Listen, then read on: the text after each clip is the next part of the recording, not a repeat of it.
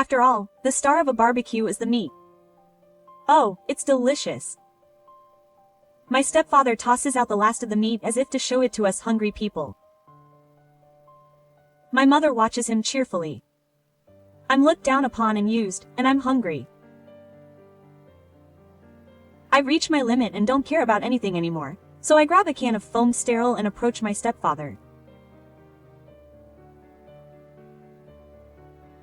I'm 30 years old and work at the Misaki local government office. I'm currently helping farmers with the agricultural promotion project to make their jobs easier. My husband, whom I married 2 years ago, is also in the same industry. He's working hard with fisheries promotion project workers to help them. Neither of them has flashy work, but they believe it's a respectable job that enriches the lives of the local people. My husband and I both left our hometowns to go to college and got jobs at the university site. Both of our parents live a little far away. That's why we would stay at each other's parents' houses for 2 nights each during New Year's and open holidays. These twice-yearly visits to our parents' houses have been a pain for me ever since I got married. Oh no, Misa-chan, you're still wearing plain clothes. Oh, big sister. I heard from a friend that there will be a ban on the family at the end of the year, and my brother's mother, who is my father's wife, immediately starts to belittle me. It's a traditional event in the family. It's a surefire staking attack. My brother's wife, who works as a local government employee in the countryside, is always looking down on me. I can't believe you can walk around in such tacky clothes. In the countryside, people who are well-known must be ostracized. I'm so sorry. I answer in a subtone. Ha Kako. I'm not asking you to live with me. I can't believe you're 34 years old and still showing your belly button and thighs in the middle of winter. Close. My husband, who is a decent man who doesn't seem like a brother, hides his face at my brother's extremely rude words and actions. Big sister, stop saying things like that. I always tell you, hey, we're older and younger sisters. It's only natural for sisters to joke around like this. Hey, Misa-chan. Ha. I didn't get married just to be called Kakan's younger sister. Close. It's not going well anymore.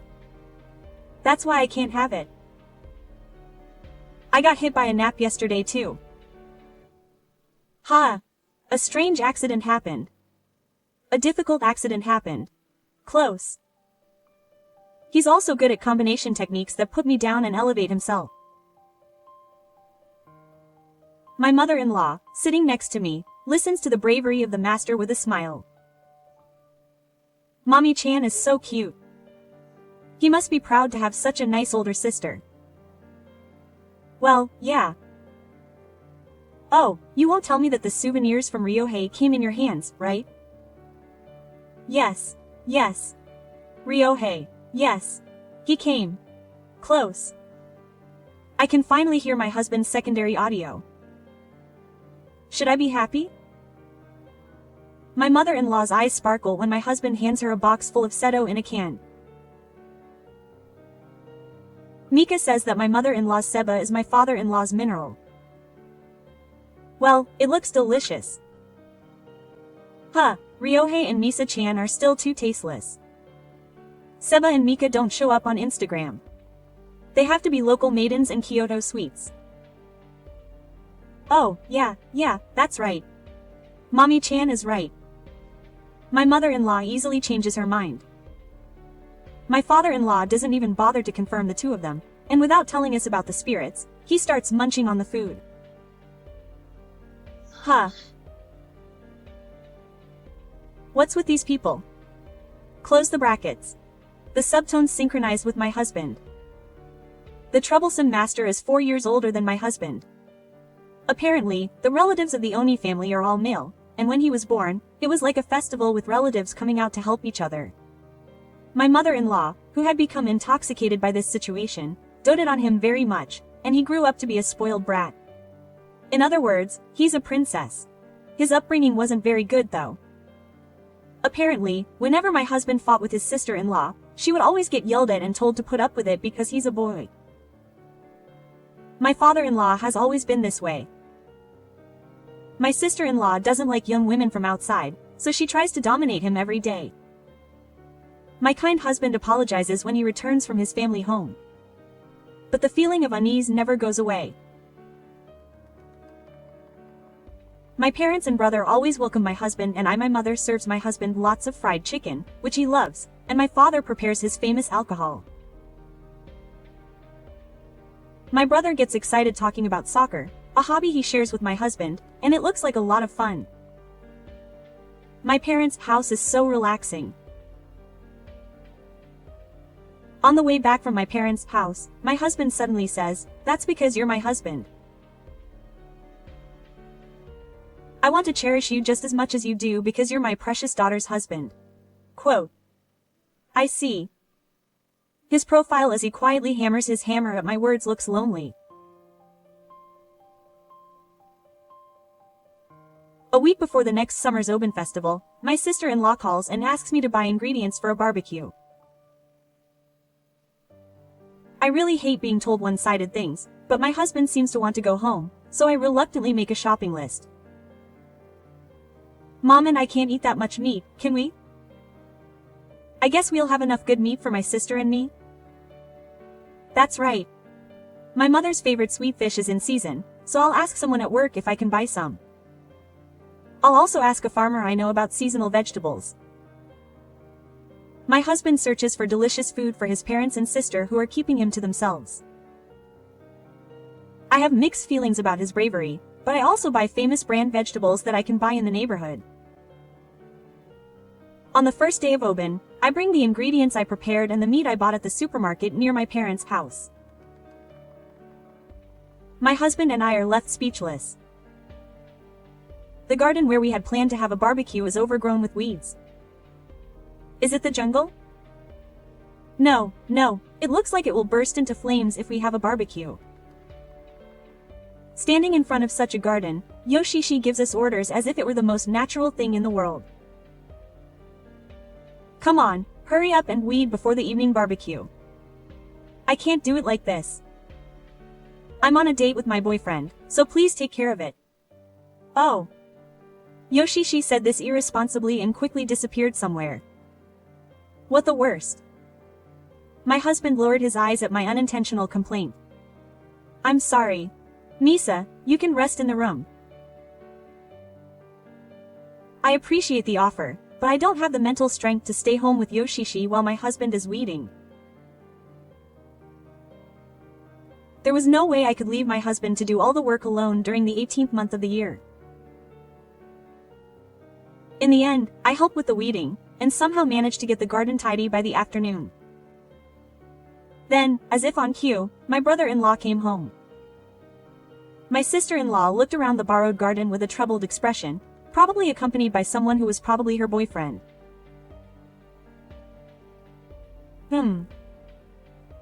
I barely passed. I wish it had been a little nicer, but I guess it's just the base. Huh? I don't have the energy to argue back at his arrogant attitude. For now, I'll take a shower and then my boyfriend and I will prepare the barbecue.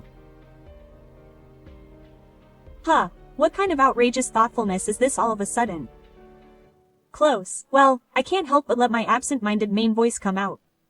Maybe she wants to show off in front of her boyfriend? Let's go. Misa is cool. There might be some confusion, but there's no reason to refuse a shower. Close. Yeah.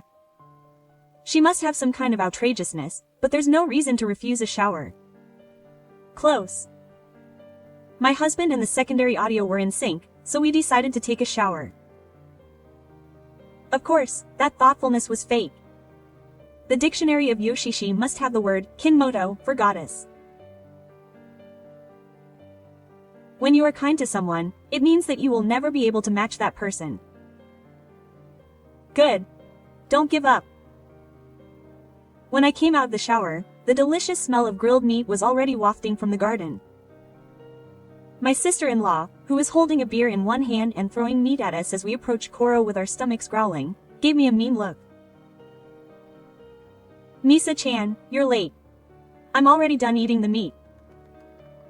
Huh? My husband and I opened our eyes wide. It was true that the meat smelled good, but all that was left on the grill was the burnt, crumbled remains. Huh? Yoshishi's boyfriend looked at her in surprise. It seemed he had never imagined that Yoshishi had grilled all the meat for his younger brother and his wife. After all, it's Misa-chan's fault for being stingy and not buying enough meat. Even though it was a barbecue, she only bought vegetables and small fish. That's because our mothers don't eat much meat, so please be considerate. No way, you're just a daughter-in-law, but you treat the mothers like old people? How awful. Mom. Hustle and bustle, my mother-in-law compares my face with that of my father-in-law's with a surprised look on her face. That's right. Mommy-chan is right. I'm still young, but it's terrible to treat me like an old man, Mom. My husband looks at my mother-in-law sadly. Look, what a terrible daughter-in-law to blame her mother-in-law for her own failure. A daughter-in-law like that should just eat the vegetables she bought herself. Hey, Mommy, that's a little rude. My father-in-law's boyfriend is hiding his face, but my sister-in-law doesn't stop. It's okay. It's also the sister's job to educate her younger brother and his wife. Misa-chan. My father-in-law smirks and looks down on me, and my mother-in-law smiles as she watches him. My bag of emotions, which had been holding together by the skin of my teeth, snaps as I'm exhausted and hungry. I've endured it every time, thinking it's for my husband. The farce is over. From now on, we will be delivering only the main audio. Leaving my husband shaking with anger and sadness, I approached my mother-in-law, grabbed the chopping board Love, and shoved it into the foam roll. Ignoring my bewildered mother-in-law, I stuffed it into the car along with the vegetables that hadn't even been taken out of the cardboard box. Goodbye. Huh? No need for carnivores. I'll take all the vegetables and go back to my parents' house. Yes. My mother-in-law panicked as her favorite food was taken away. My father-in-law seemed surprised for a moment, but this person always has another ball ready. She immediately made a sarcastic remark. Yes, it's childish to go back to my parents' house just because you can't eat meat. What a disappointing daughter-in-law. Hakai. Sei smiled at her husband who looked like he was about to grab my father-in-law. Sis, this is the last time we'll see each other, so I'll tell you something. Huh? This corn is a rare item that you can't buy unless you line up from 5 a.m. Huh? At the word rare, my sister-in-law let out a silly voice. It's really sweet. The mushrooms, eggplants, and bell peppers are brand-name vegetables that cost about 3 times as much as those at the supermarket. Huh? Huh, Yoshishi's eyes widen at the sound of the word brand. These sweet fish are also 1,000 yen each. If you grill them with salt, they'll look great on Instagram. Ah. Yoshishi's mouth drops open at the mention of Instagram-worthy. Yoshishi's head boils as he realizes that he's being looked down upon for a moment. Oh, you're just a wife. But the most regrettable thing is that Ryohei-san went to great lengths to prepare the mother's favorite foods, but they turned him down. You two would be better suited to eating weeds that grow wild in the garden. Miss Ai-san looks at me with a tearful face. What are you going to do, Ryohei? I'm going home too. Ryohei's mother-in-law screams. It was my fault for expecting them to be happy. They've done so much terrible things to me up until now. I was an idiot for expecting even a little bit from my family. Misa is right. I'll never come to this house again. Who are you talking about? Just a little. You're a martyr. Wait a minute, I'll never come again. Yeah. My stepfather was squealing and my mother-in-law was sulking. And my stepfather had zero presence and my stepfather's poor boyfriend got caught up in it. I left everything behind and got in the car to leave my parents' house. The moment I closed the door, I heard my mother-in-law's necessary voice saying, "Oh, that grilled fish," and I was really shocked at how selfish she was. Then I headed to my parents' house while comforting my husband who kept apologizing. No matter what kind of family it is, they are family, so I understood my husband's feelings that were hard to come to terms with. It took me a while to wake up, but I decided to trust and cherish the husband who chose me that day. My parents were very surprised that I had come 2 days early. But they understood the situation and welcomed me warmly. My husband smiled with tears in his eyes as he watched my parents and brother eat the sweet fish and vegetables, saying how delicious they were. The next morning, my husband went fishing at the invitation of his father and brother. His face looked somewhat relaxed, and I was happy to see him having so much fun. A week later, Yoshishi called me like crazy. He kept calling me so much that I accidentally pressed the answer button while I was fiddling with my smartphone. The moment the call was connected, Yoshishi screamed. "Hey, why aren't you answering? It's my husband's sister calling. Answer the first time." Even without putting it on speaker mode, the insults echoed loudly, so I moved my smartphone away. That's not the voice of someone who cares about a princess. Unlike you, I'm busy. If complaining is all you want, I'll hang up. I didn't want to talk to him, so I tried to hang up quickly, but Yoshishi on the other end of the line hurriedly continued the conversation. "Well, wait. I've got something good for you too." "Ha. Cool. For you, right? Cool, close the phone. Bring me some time this weekend." What is this guy saying with all this confidence? No, I won't. Ha, so I absolutely don't want to. Well, wait. You really are a woman who doesn't have any problems. Okay. My boyfriend is really annoyed because you left the barbecue without reading the atmosphere. So come and apologize with love. That's not good news for me or anything. Why do I have to apologize? Because you're already regretting picking a fight. So if you offer your love and bow to my boyfriend and me, I'll forgive you. If you offer your love, your sister will forgive you. That's right. Wow. Forgive the most unwanted person in the world. Huh, Yoshishi is surprised at how much I hate it. What a monster woman with huge self-esteem. Your sister may be a princess in that house, but in the world, she's an unreasonable, pathetic woman who's 34 years old. Pathetic woman. And I don't expect you to forgive me. Don't get me wrong. We're the ones who won't forgive you. By the way, the other day, Amo said she wouldn't forgive you either. I've been nice to you in my wife's bathroom. What on earth was nice to you? Then. Don't call me again. Oh, if you don't apologize, he'll get mad. I don't know. Actually, the target of your boyfriend's anger isn't me. What are you talking about? You're the only one. Boo. Since I got the wrong answer to the dentist revival challenge, my last chance to regain my brother and his wife's trust is gone. That's too bad. Since I failed the challenge, I'll give away the luxury brand ingredients to the viewers. Don't mess with me. What was the correct answer? The correct answer is, if you think someone is below you, continue to dominate them until they fight back. I was a grown woman who showed her belly button. See you next week. Well, wait, gotcha. Oh, the expression for hanging up the phone is old, isn't it? Anyway, I'll call you again next week, or rather, I'll call you again.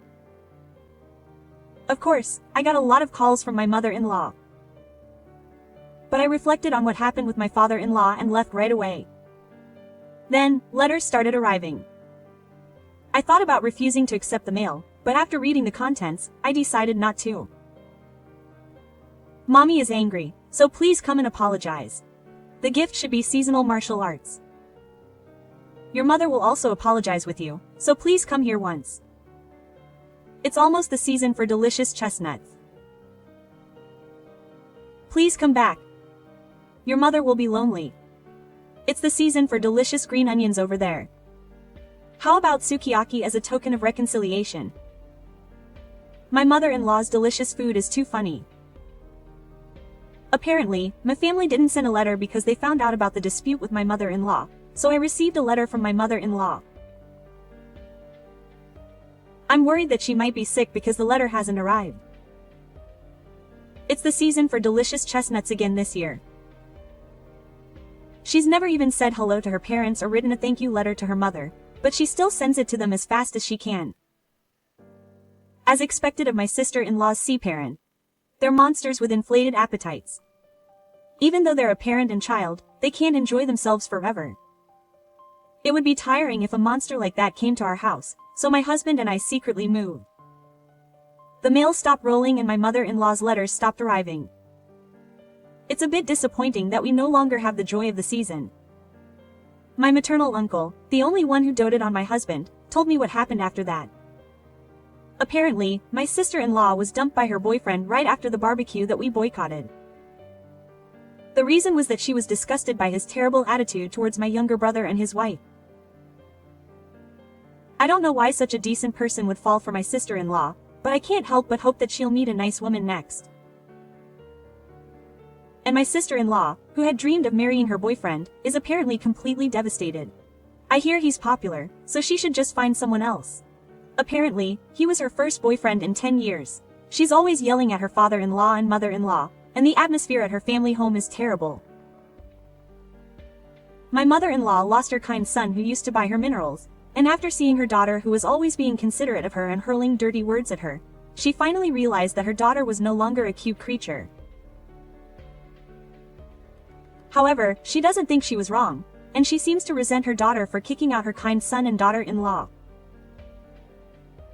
The two who used to get along so well and neglect me now seem to get to know each other every day with such dirty words that it's hard to even say them out loud. My father-in-law, who is not a stranger to such a family, has become addicted to horse racing and spends every day at the racetrack from morning to night. 5 years later. I'm home. Welcome home, Dad, Daddy. Daddy, Daddy, Daddy. My 4-year-old son and 2-year-old daughter jump at my husband when he comes home from work. You know, today we went to the supermarket. They had some beer that Daddy loves, so Mom bought it for him. As expected of Daichi, Daddy is happy. Daddy also bought some sweets that Daichi loves, like the earth and flowers. Yay! I love you, Dad. My husband smiles happily at the sight of his children laughing and jumping up and down, expressing their joy with their whole bodies. That sight makes me laugh too. When someone gives you something you like as a present, it means they are interested in you. It means they care about you. It means they want to see you happy. Mommy has some sweets too. Yay!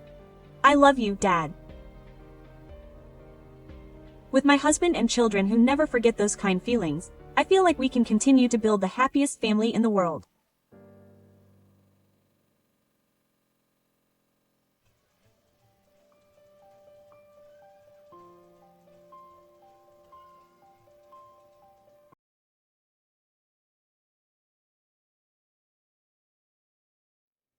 私は春菜、40歳の兼業主婦だ。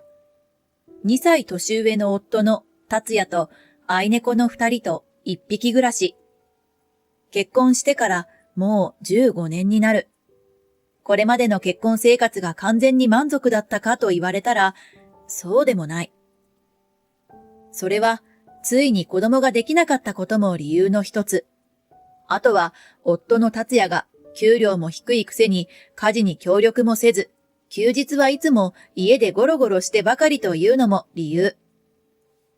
しかも達也はマザコン気味で40代になった今でも何かというと近距離の義実家に遊びに行きたがる。父さんが亡くなってから母さんも寂しがってるしさ。そんな風に達也は言い訳するが、あの姑がそんな弱っちい玉か。性格は最悪で品もない。ちょっと聞いてよ。こないだスーパーのレジに並んでたら思わずおならが出ちゃったのよ。しかも大きな音付きで。恥ずかしいから後ろを振り返って人におならを引っ掛けるなんて失礼ねえって後ろの人のせいにしちゃったわ。買い物中の出来事を姑は得意げに話しながら笑い、聞いている達也も笑っていたが、私はドン引きだ。こんな下品な女が私の姑だなんて信じられない。義母はそんな性格だから友達も数少ないし、嫁いびりが唯一の趣味みたいな人。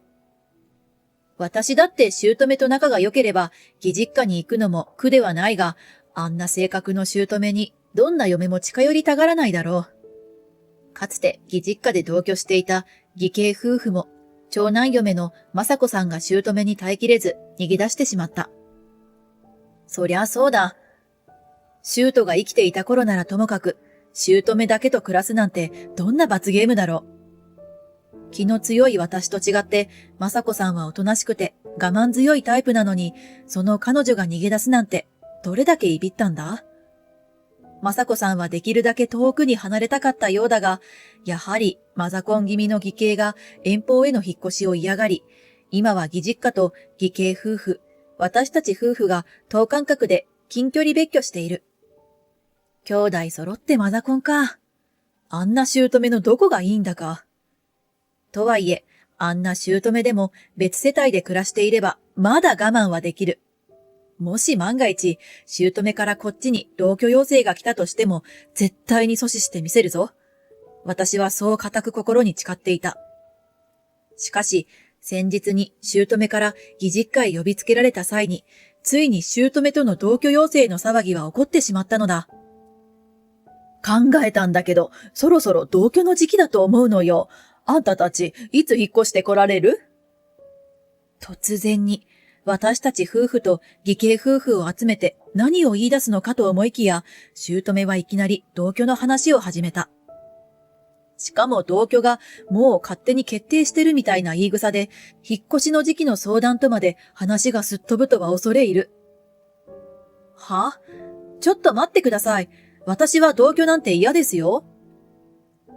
雅子さんがいろいろ苦労させられたのを見てたんですから、私は同じ苦労をするのはごめん被ります。あんたには聞いてないわよ。私は達也に聞いてるの。私が断固として同居を断ったにもかかわらず、姑は私の意見など聞いちゃいない。同居となれば私だって関係してくるのに、私の意向は全く無視か？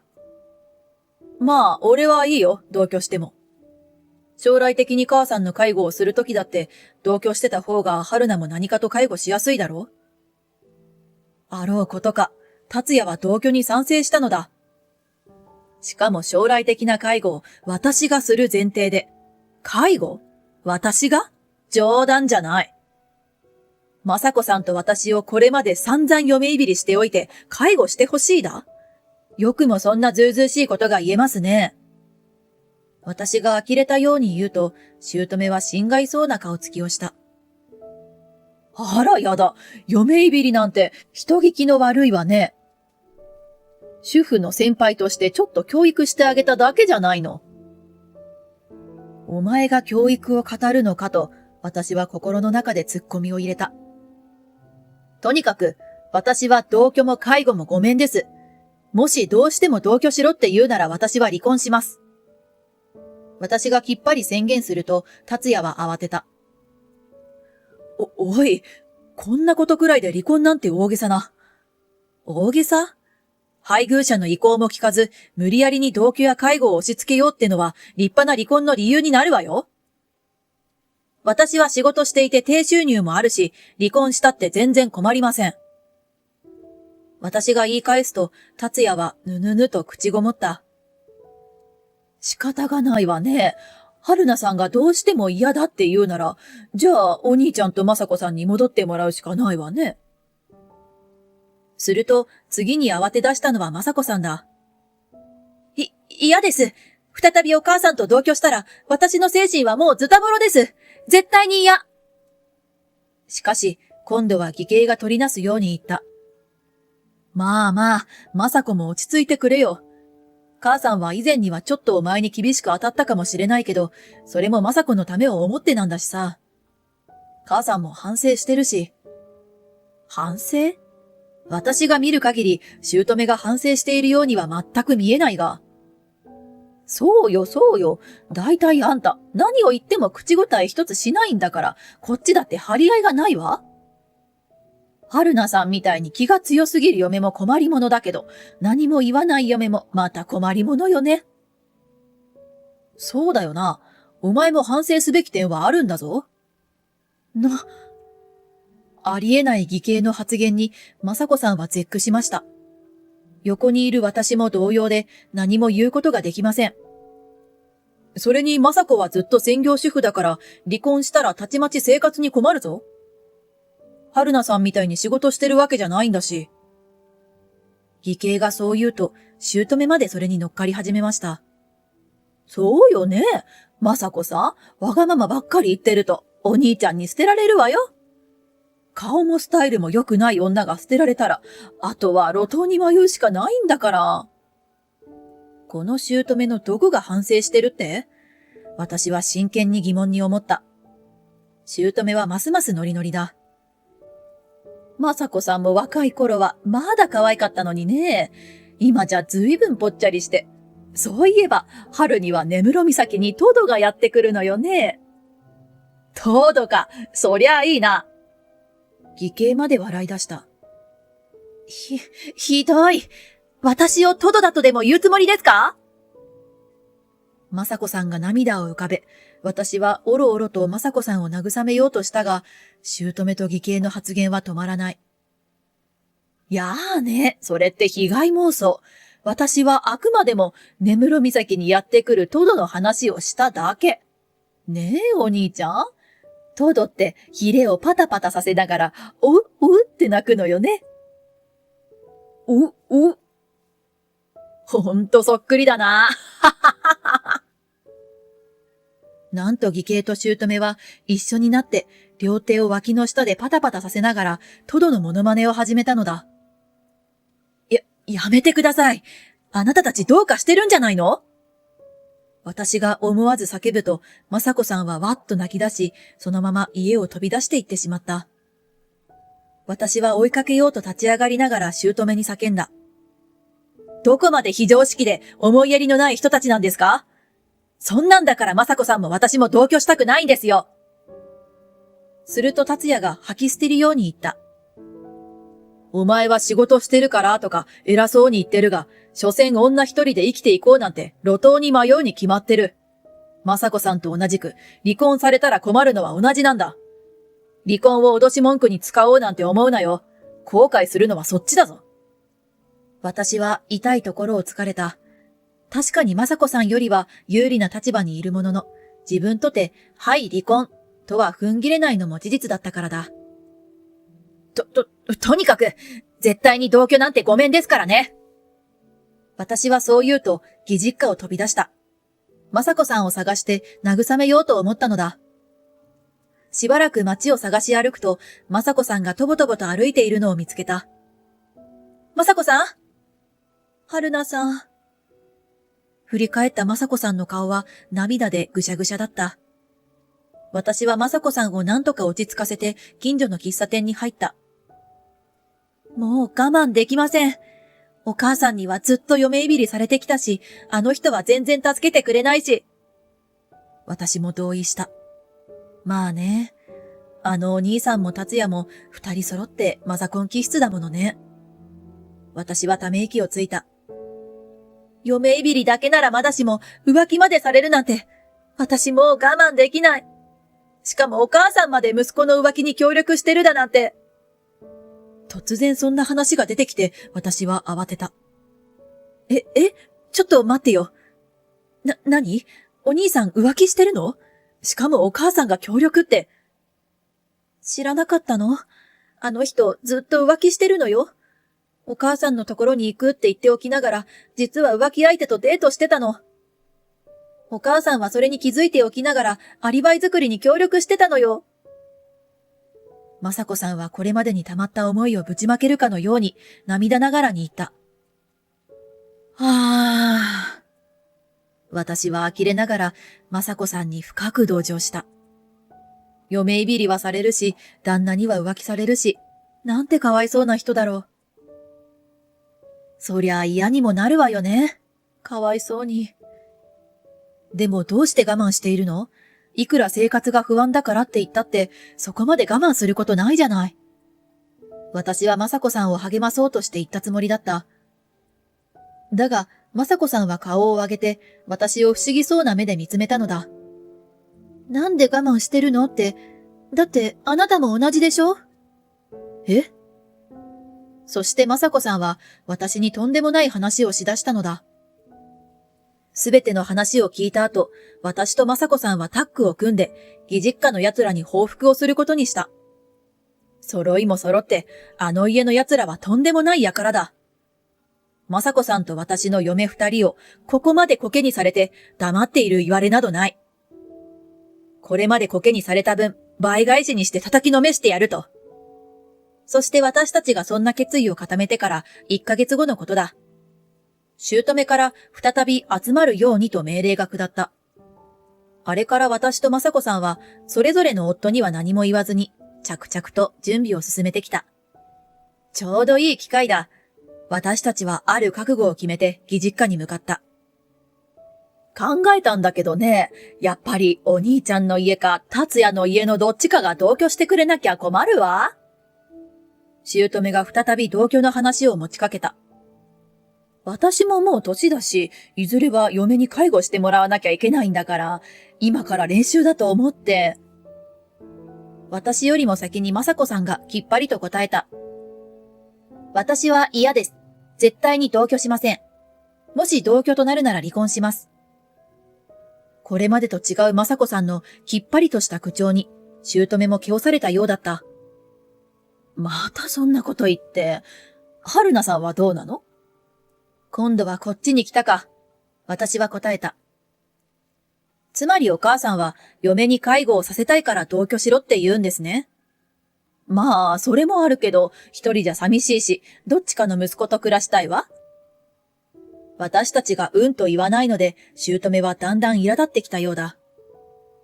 本当にあなたたち嫁は、姑の頼みが聞けないっての？これは命令よ。息子と暮らすから同居しろ。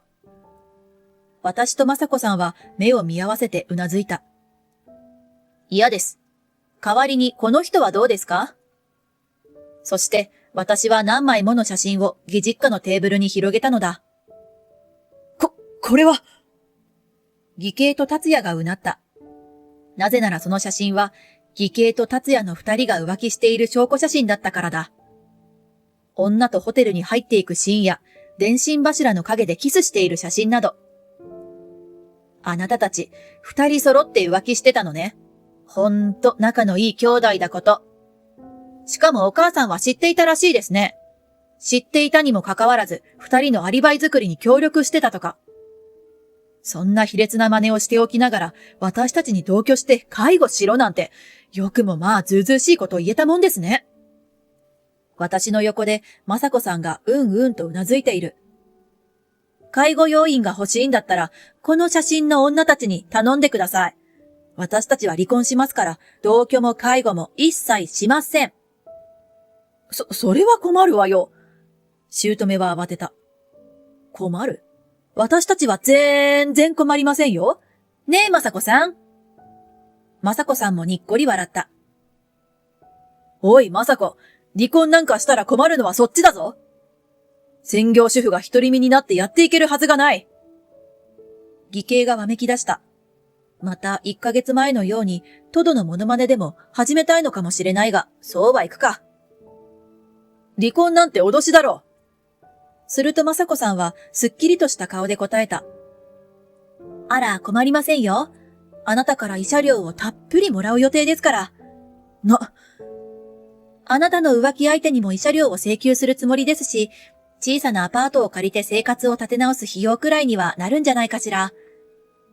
頑張って仕事を見つけなきゃいけないけど、それでも何としてでも一人でやっていくつもりもあるよ。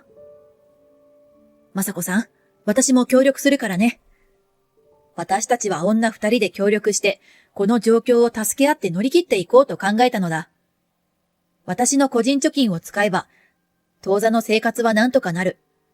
雅子さんが夫と浮気相手から慰謝料をもぎ取ったら、若干の利子をつけて返してもらう取り決めだ。そのためには、何としてでも、二人でこいつらから金を引っ張らなくちゃ。ああ、達也。もちろんあなたにも慰謝料を請求する予定よ。あと、浮気相手からも。私は仕事してるからとはいえ、40過ぎのバツイチにはお金はいくらあっても足りませんからね。私が達也に宣告すると、達也は私にすがりついてきた。すまん。ほんの出来心だったんだ。ちょっとした遊びで、本気じゃない。本気だろうと遊びだろうと、浮気は浮気。すでに弁護士には相談をしてあるから、言い訳は弁護士にしてちょうだい。私は達也と義兄に弁護士事務所の名刺を差し出した。名刺に書いてある弁護士は同じ人。二人分同時に弁護士契約して、着手金を少し値引きしてもらった。いわゆるおまとめ値引きってやつだ。賢い主婦の技だろう。ちょっと待ってくれ。話し合おう。離婚だけは勘弁してくれ。謝るから、この通りだ。達也と義兄はその場で土下座して謝ったが、姑は逆ギレしてわめき出した。離婚するなら離婚するで勝手にすればいいじゃない。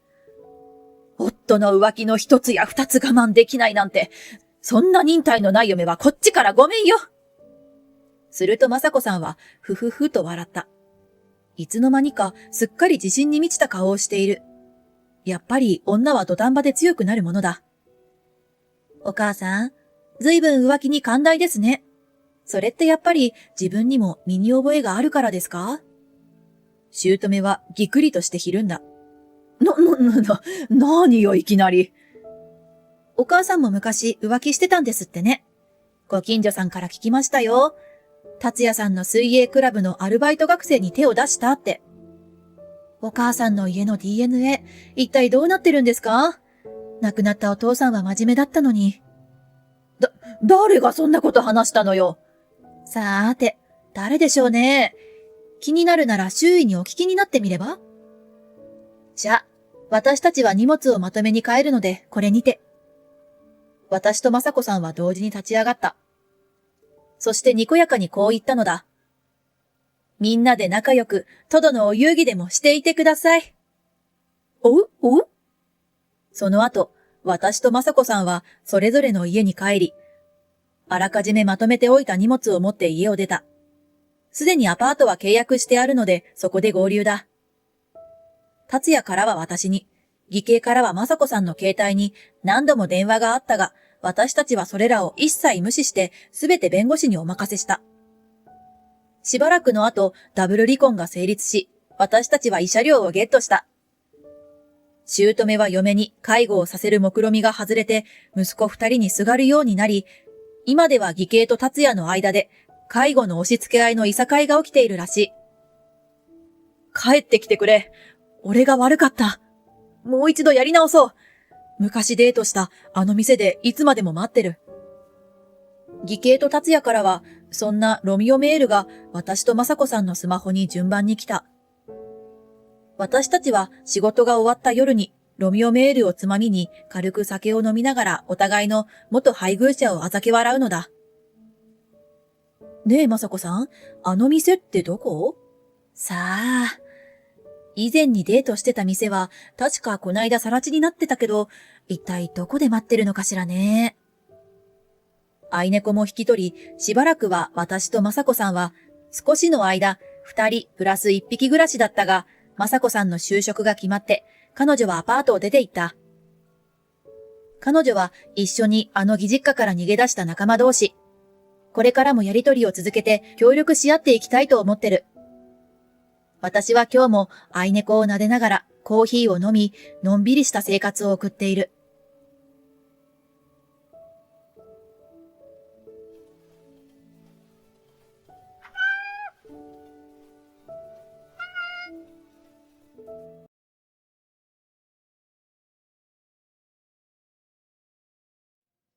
I'm Midori. I'm 33 years old. My family consists of my husband G and my 3-year-old daughter Mari. My husband's family runs a cram school. Apparently my parents-in-law were teachers in the past, and my husband has a teaching license. I can't believe that I'm from a wealthy, smart family. My parents and friends were worried at first. But it wasn't worth it. They were really nice people. My family-in-law welcomed me, a physical education accountant, with a warm heart.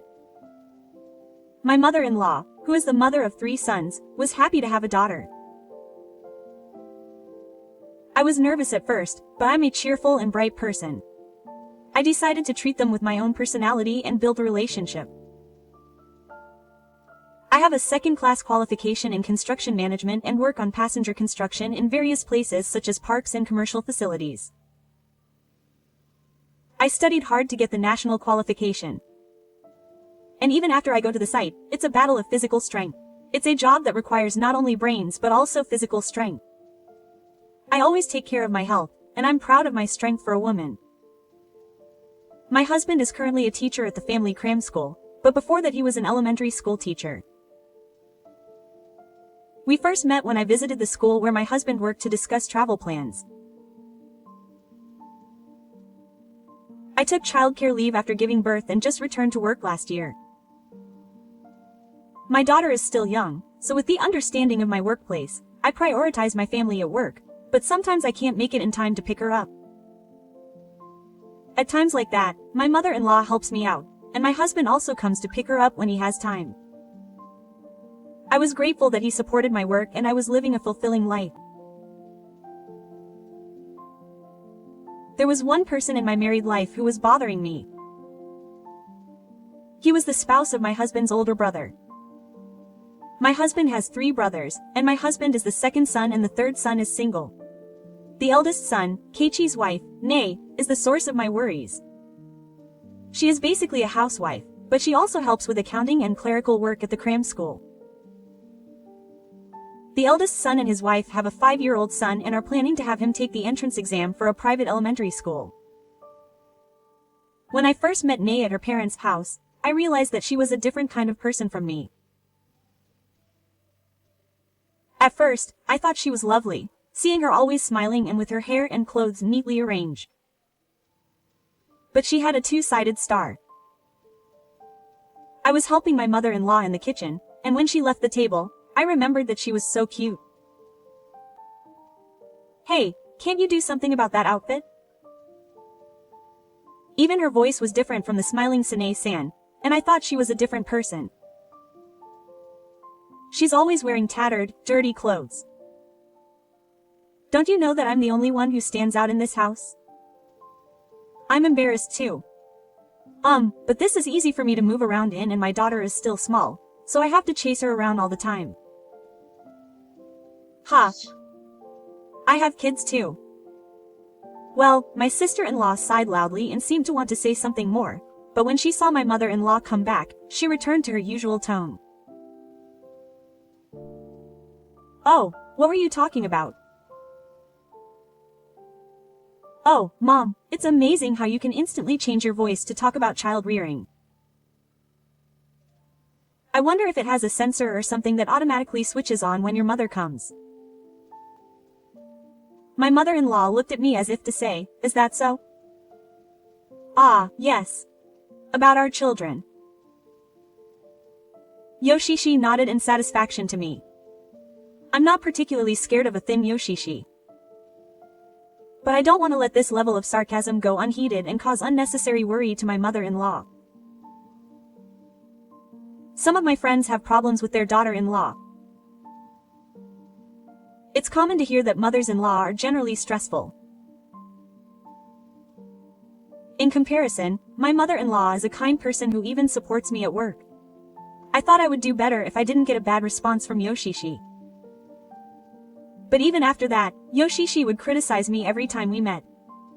One time, while I was commuting to work, I happened to run into Yoshishi talking to 2 or 3 mommy friends on the road. It would be strange to ignore our eyes, so I said hello, Sine-san. Oh, hello. I was in a hurry and only said hello at the time, but I got a phone call at home in the evening. What are you planning? As soon as you realize that I'm the one who answered the phone, you're really acting like a fool without even saying hello. What's up? It was during the day today. Please don't talk to me in that outfit. What?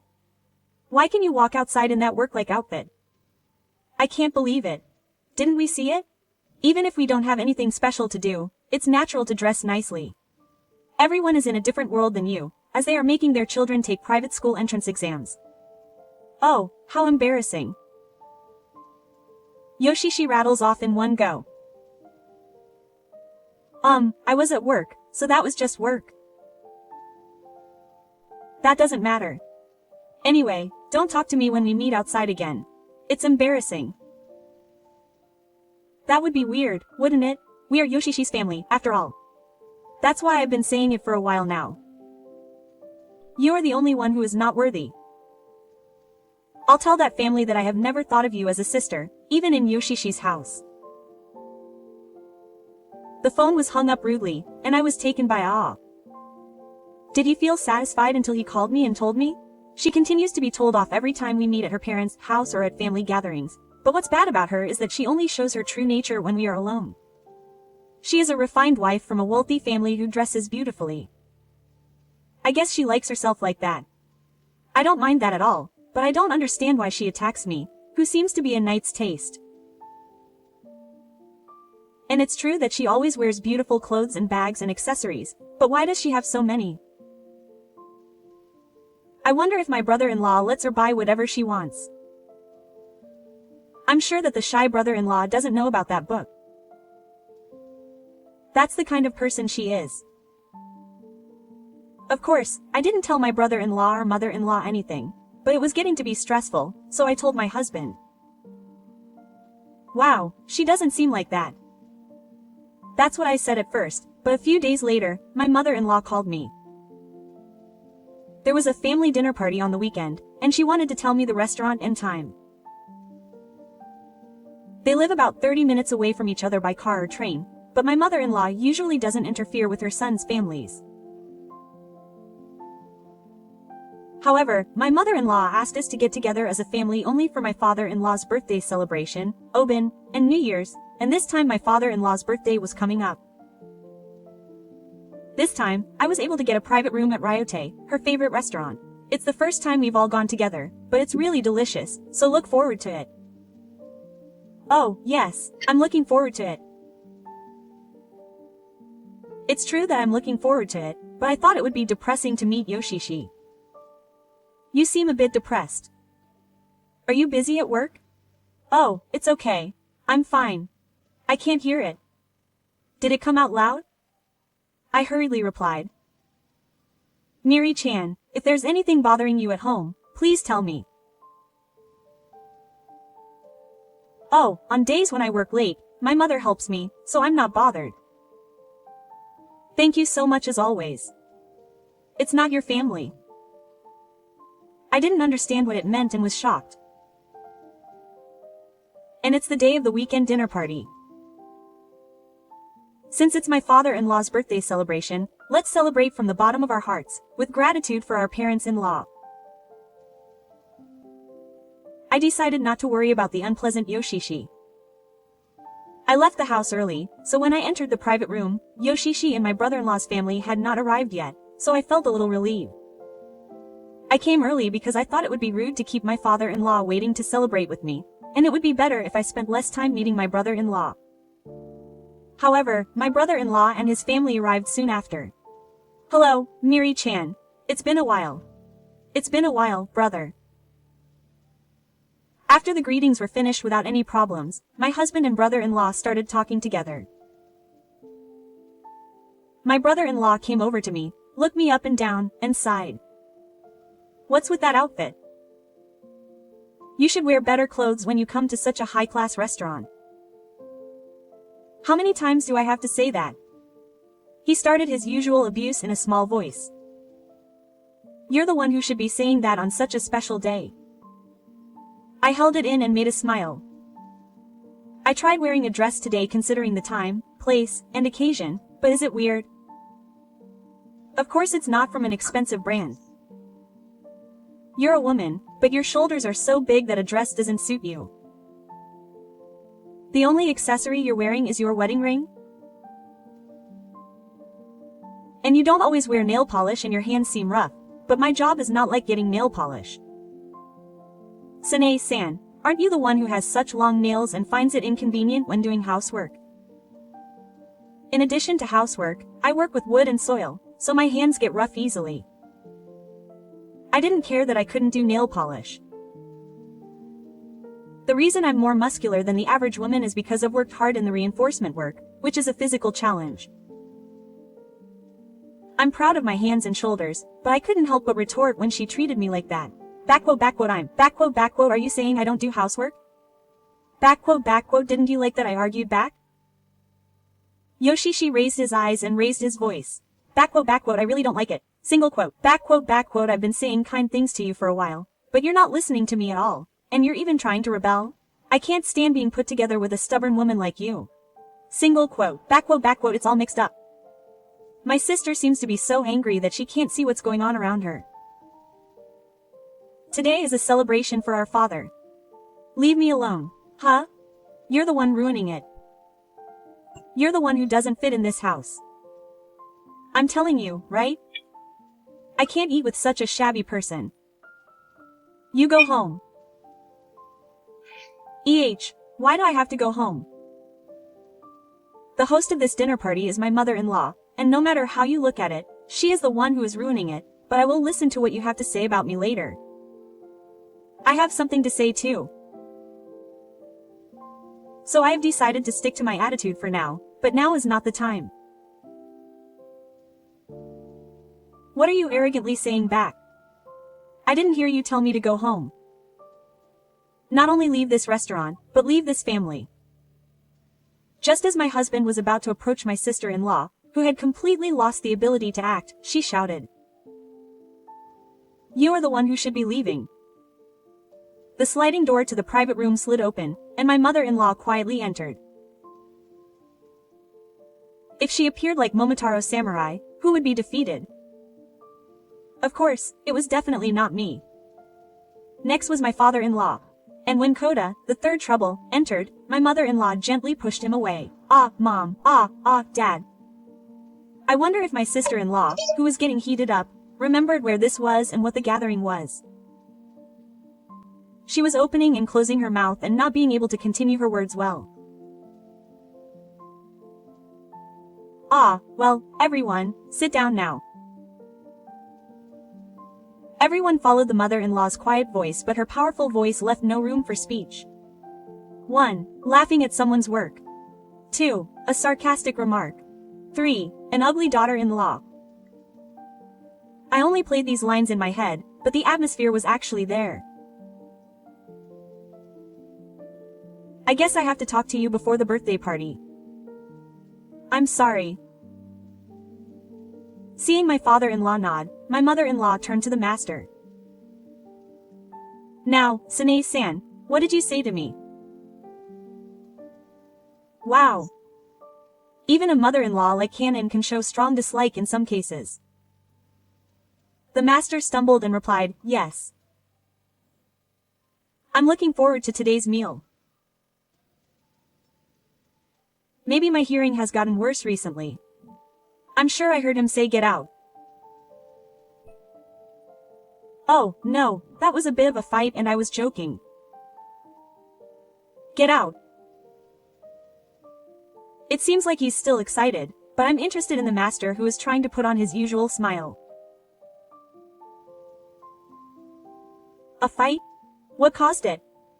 It seems like you were rambling on unilaterally, but since when have you been bullying Mi-chan like that? He probably heard everything in the hallway. He glared straight at Yoshishi. I am not bullying her. I was just giving advice on manners and dress as the senior wife of this family. It didn't seem like an advice atmosphere, but you're free to ask anything as long as it's not rude, right? She's not dressed strangely at all. But, in this high-class restaurant, she's wearing no-brand clothes, and she's skimping on makeup and accessories, and I don't want to embarrass the mothers, so I'll stop. Hai's mother-in-law summed it up, and I couldn't help but shrug along with Yoshishi. I guess her 3 husbands and my father-in-law know that it's scary when my mother-in-law wakes up. They don't seem particularly surprised, and they support the children by showing them picture books and talking to them. It's you who are embarrassing, Sine-san. You're the one who's embarrassing. I noticed that there was something strange about the way you two behaved when you gathered at my house. At first, I thought you were talking to each other in a friendly manner. You were talking so happily, weren't you? Right. Yoshishi looked at me like a different person, but I didn't look him in the eye. I should tell you, Mi-chan never told me off once.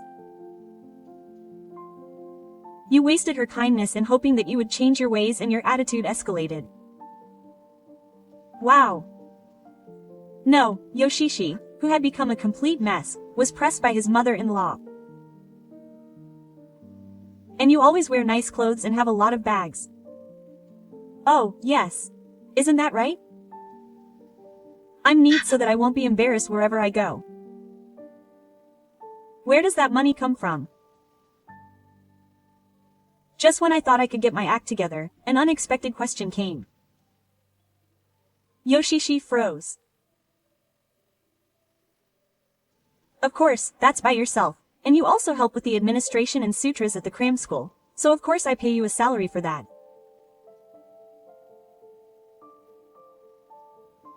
Even if my son said that I could use it freely, I don't think I could buy it just with that.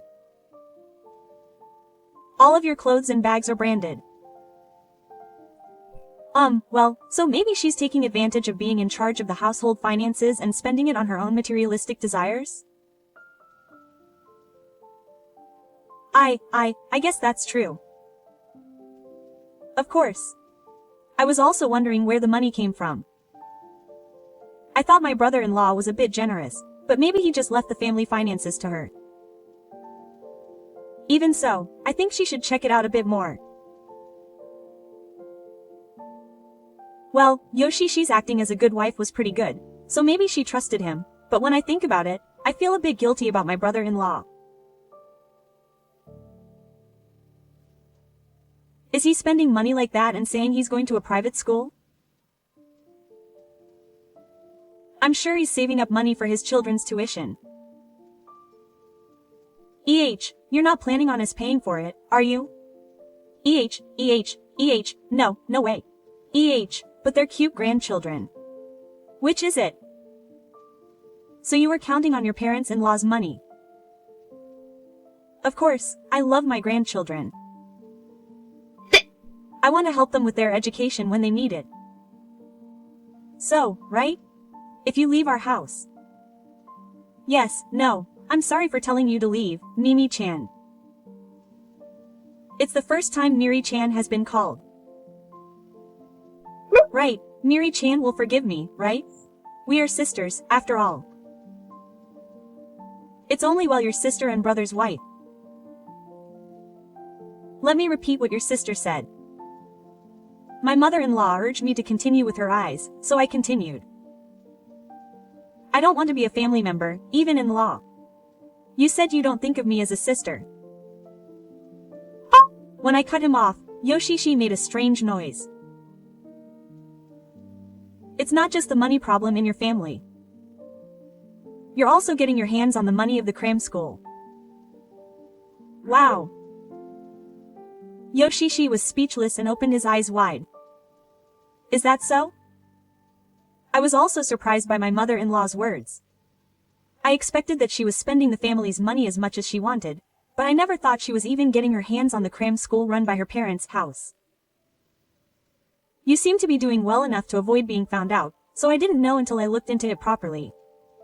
You are also conning Morita-san, who has been in charge of accounting for many years. Yoshishi's face was finally turning pale. Gifts for the company that sells educational materials, and thank you to the teacher who gives seminars for instructors. I heard that if I left that kind of shopping to you, the amount of the receipts would gradually increase and the number of times would increase, and she would tell me to give her a birthday present, or that my son asked me to. No, that's not it. What are you talking about? She never gave me anything from a department store other than a rental, but she's my wife, so she trusted you. The meal expenses for taking the part-time instructors to lunch were also paid for by you having lunch and tea with your mom friends. The number of receipts that seemed strange gradually increased, and finally Morita-san came to me for advice. My son had noticed and started looking into it before that. It seems that the most important thing is to betray everyone's desire to trust you and not listen to it yourself. No, it's not me. Saying in a voice that sounded like he was about to be confused, Yoshishi looked at his brother-in-law as if he was pleading, but his brother-in-law just said nothing and gave him a cold look. If what I just said is true, it's only natural. Mi-chan is the opposite. Of course, she's not very fashionable, but she puts her family and work second. She doesn't seem to care about her job, but the reinforcement management skill is a great qualification. I'm sure she studied hard to get it. Mom. I was relieved when Yoshishi was made into an old teppa, but when he suddenly mentioned me, my eyes started to tear up. Because she's like that, I thought I would respect her if she wanted to continue working. Have you ever seen someone who works hard, regardless of whether their clothes get dirty or their hands get covered in dirt? Are you making fun of someone like that? In front of me, who was crying as a temple attendant, Yoshishi was no longer able to make excuses or act, and was dejected. Although we can't compete with major companies that operate nationwide, our cram school has gained trust by taking care of our instructors and students. Individual students. And we have grown little by listening to the worries of parents. It's the people and the hearts that are important. You are the one who doesn't belong here. You're the one who's leaving. My mother-in-law was so cool when she said it so decisively that I almost shook my head. After that, Yoshishi was kicked out of the wealthy family where she played the role of an elegant and ideal wife. My brother-in-law had arranged a meeting to discuss the matter, but after this, he refused to acknowledge the truth and told Yoshishi that he wanted a divorce. Now that the allegations were revealed, she couldn't get any compensation and she had nothing left. My brother-in-law also had her son's sword, and he said that he would ask for help from Gifu so that she could continue living her life as before. Yoshishi, who always put himself first, would lash out at his son when things didn't go his way, and when his father and grandparents told him that it would be okay, the young boy nodded firmly. The entrance exam for the independent elementary school was also Yoshishi's strong wish, but he didn't like being forced to study, so recently he has been playing with Nobi and my daughter. Of course, my wife and I intend to help him in any way we can. On a holiday when we were relaxing together at the family home, my mother-in-law approached me. I'm really sorry for making you feel bad for so long. I wish we had realized it sooner. That's not true. I didn't really care at first either. From now on, if you have any problems, please don't hesitate to tell me. Yes. As I said that, I remembered my mother-in-law's words. People are important. The heart. Maybe because I was staring at her, my mother-in-law looked at me very strangely. It's nothing. I thought your mother was cool. Oh, you're the cool one. You can make a garden wearing a jumpsuit. I wonder if I should ask you to do my garden next time. I want to replant the flower bed. Oh, please, please. I'll do it even if it's not work, so please come anytime. You'd better get paid properly. Mom is being unreasonable.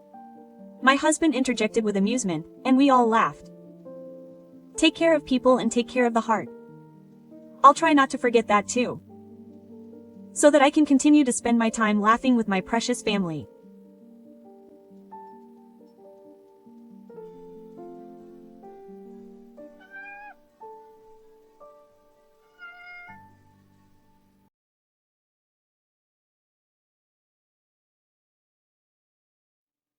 外で働く女性の中には、専業主婦にやたら厳しい目を向ける人もいる。そんな人たちにも言い分はあるだろう。だが、立場の違い以前に、偽兼業主婦のくせに、専業主婦を馬鹿にするなんてひどすぎる。そんなひどい人が身内にいたという話です。私は25歳の専業主婦。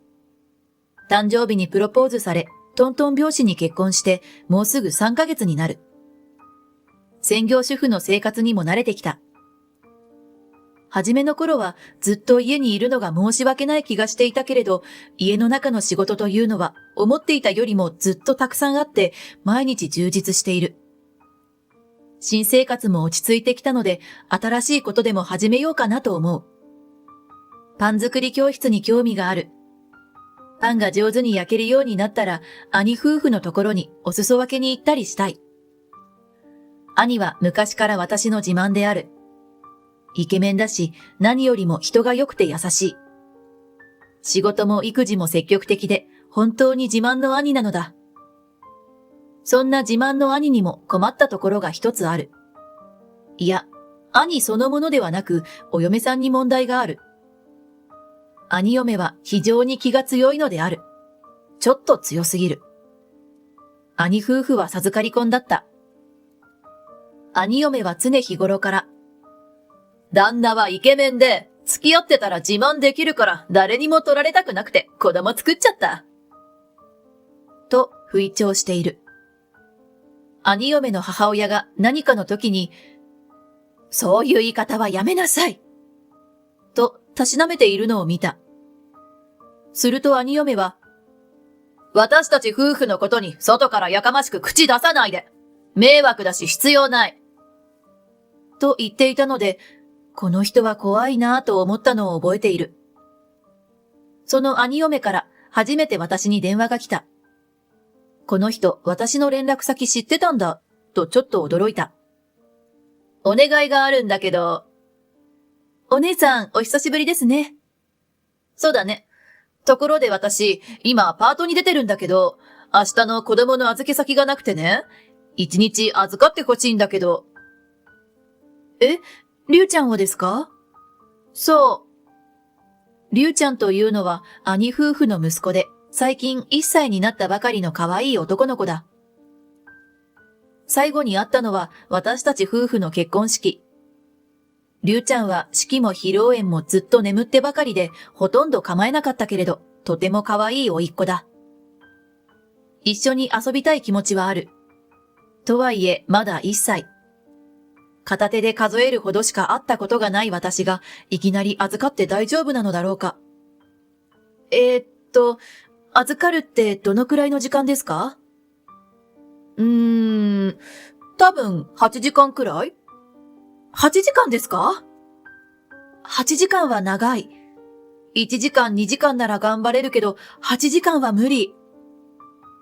そんなに長くはちょっと。専業主婦でしょ？暇なくせに渋るの？信じらんない。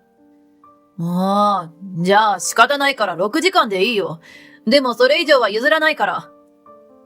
譲らないって、いつの間にかこちらが落ち込まれてる。育児未経験者が1歳児を6時間預かるって普通に怖いんだけど。りゅうちゃんもいきなり私に預けられたら落ち着かないんじゃないかと思うんですけど。平気。あんまり泣かない子だし。じゃあ明日連れて行くから。そう言って兄嫁は勝手に予定を決めてしまった。翌日兄嫁は我が家にりゅうちゃんを連れてきた。兄嫁はバッチリ化粧をしていた。保育園の一時預かりの予約が取れなくてさ、困るよね。とりあえず今日はよろしく。兄嫁はりゅうちゃんとおむつやレトルトの離乳食を詰めた紙袋を私に預けた。りゅうちゃん、この3ヶ月でぷくぷく太ってる。子供ってすぐ成長するんだよね。前より太ってるけど気にしないで。あとさ、一時預かりの枠がちゃんと確保できないならパートなんてダメって旦那は言うからさ、旦那には黙っててほしいの。お願いね。お兄ちゃん、りゅうちゃんがうちに来るの知らないんですか？そう言ってるじゃん。よろしくね。じゃあ、また後で。兄嫁は颯爽と出かけていった。外で働けるのがよほど嬉しいらしい。兄嫁の姿が見えなくなるまで見送って、私は不安な気持ちでりゅうちゃんを抱っこし直した。りゅうちゃん、今日はおばちゃんとお留守番だね。よろしくね。りゅうちゃんはよくわかっていない様子で、おしゃぶりをチュパチュパさせていた。その日はどうにかりゅうちゃんのお世話をやりきった。りゅうちゃんは本当におとなしくて全然泣かなかった。だいたいこんなものなのか、比較対象のない私にはわからなかったけど。でもいくらおとなしいとはいえ、初めて1歳の子供と過ごした私は気疲れでヘトヘトになった。兄嫁に無事りゅうちゃんを返した時は本当にほっとした。時々なら見てもいいけど、しばらくは勘弁だなぁと思った。そう思っていたら、わずか1週間後、また兄嫁から電話があった。明日、またりゅうちゃんお願いね。またですか？この前、全然泣かなかったって言ってたじゃん。いけるって、大丈夫大丈夫。明日は予定があって。何言ってんの？専業主婦なんて家の寄生虫みたいなもんなんだから予定なんかいくらでもずらせるでしょ？旦那には言わないでよ。わかってるよね。そんなわけで明日よろしく。ちょっとお姉さん？兄嫁はまた一方的に話をして勝手に電話を切ってしまった。慌てて折り返し電話したけれど出ない。翌日は本当にりゅうちゃんを私に預けて、兄嫁はニコニコと仕事に行った。それからというもの、兄嫁は頻繁に私にりゅうちゃんを預けるようになった。特に土曜日に預けに来ることが多い。毎回決まって、預け先がないから明日お願い。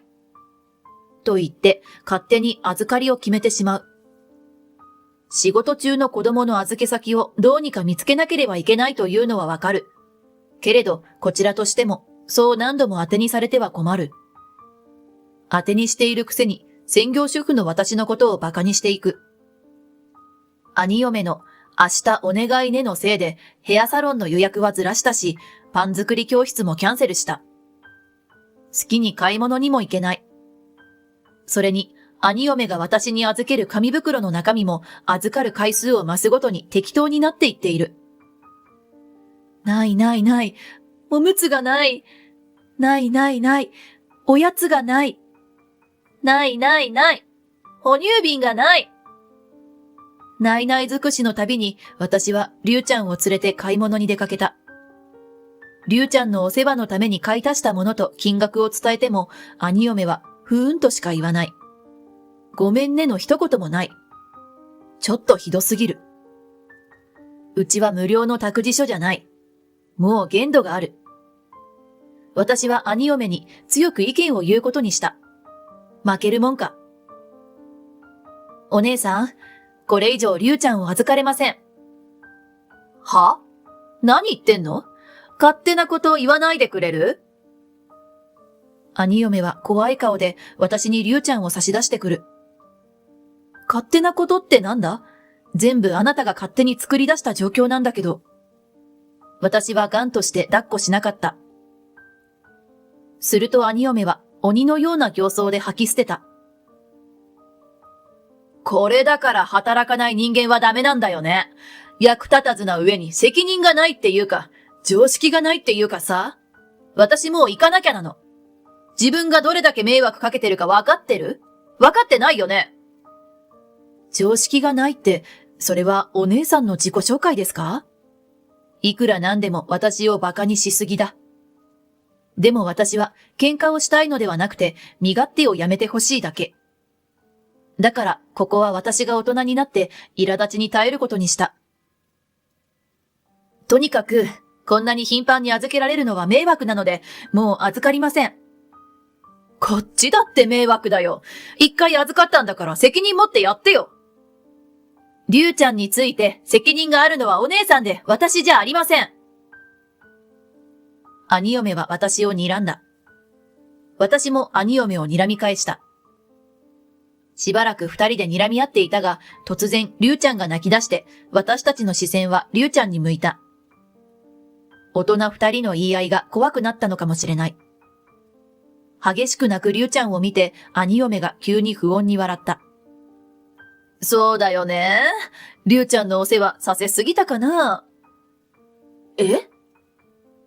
全然そんなことを思ってなさそうな顔ですけど。言ってることと表情が全然噛み合っていない。人を小馬鹿にしたような笑みだ。今度からもっとちゃんとするからさ。いつならいいの？いつもよくありません。怖い。ウケる。まあいいや。今日はとりあえず、りゅうちゃん連れて帰るから。行こうね、りゅうちゃん。兄嫁はニコニコ笑いながら、りゅうちゃんを連れて帰っていった。含みのある言い方が引っかかる。しかも今からパートなのに子供を連れて行った。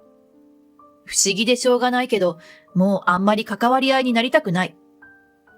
私はもやもやしながら玄関を閉めた。1週間が過ぎた。もやもやは残っているものの、兄嫁と深く関わるのはもうやめようと思う。そこで私は気分転換に夫と日帰り旅行に行くことに決めた。行き先は海岸沿いのおしゃれな観光地。そこのカフェが気になっている。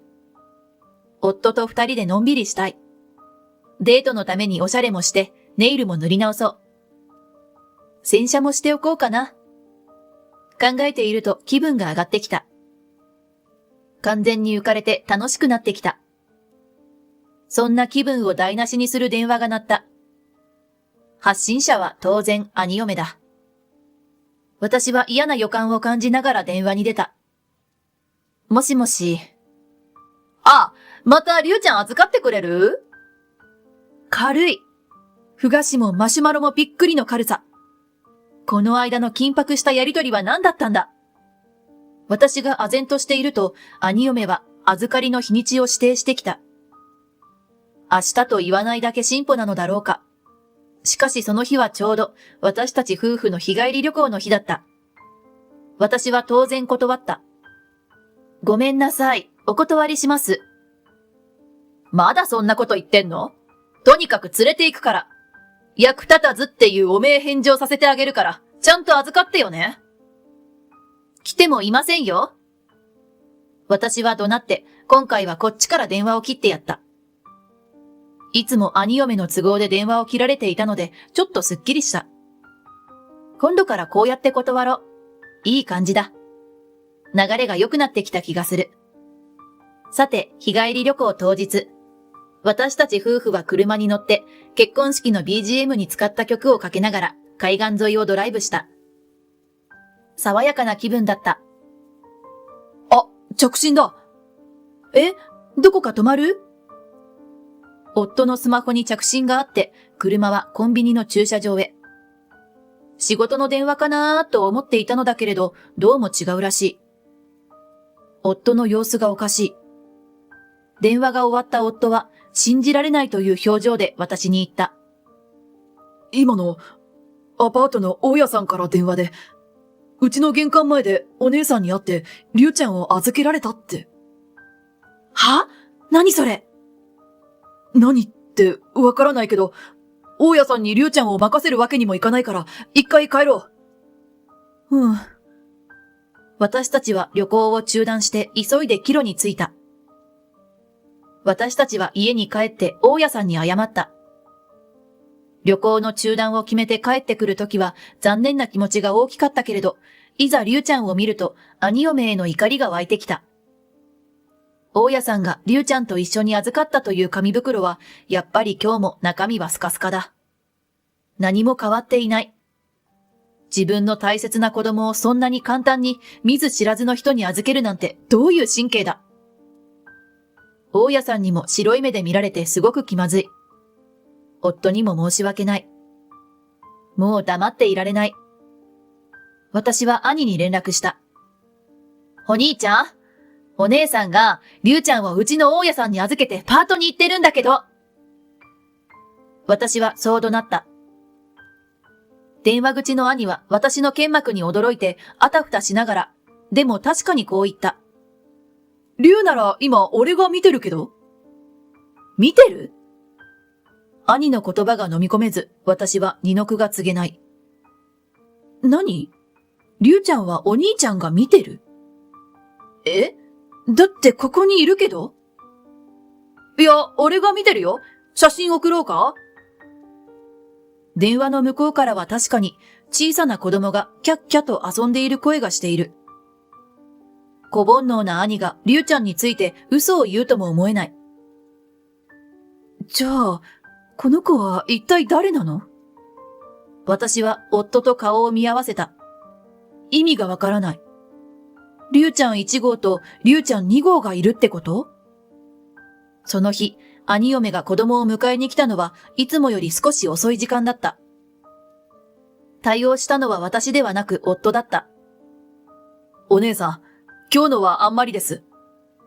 何よ、なんか文句あるの？今までは私と兄嫁だけのやりとりだった。そこに夫が介入して兄嫁は焦っている。自分の悪行が第三者に露見したと感じたのかもしれない。でも私の夫が知らないはずないじゃないか。お姉さんは非常識です。今日は不在にしていると妻が話しているはずです。大家さんがいたからいいじゃん。よくありません。妻から話は聞いていましたが、こういうことがあるなら俺からお兄さんにお話しさせてもらいます。え？兄嫁の焦りが強くなった。やめてよ。もうしないし。今日はパートの時間がギリギリだったから仕方なかっただけだもん。ごめん、本当にしないから勘弁して。兄嫁は夫から奪うように子供を取り上げ、そそくさと足早に帰っていった。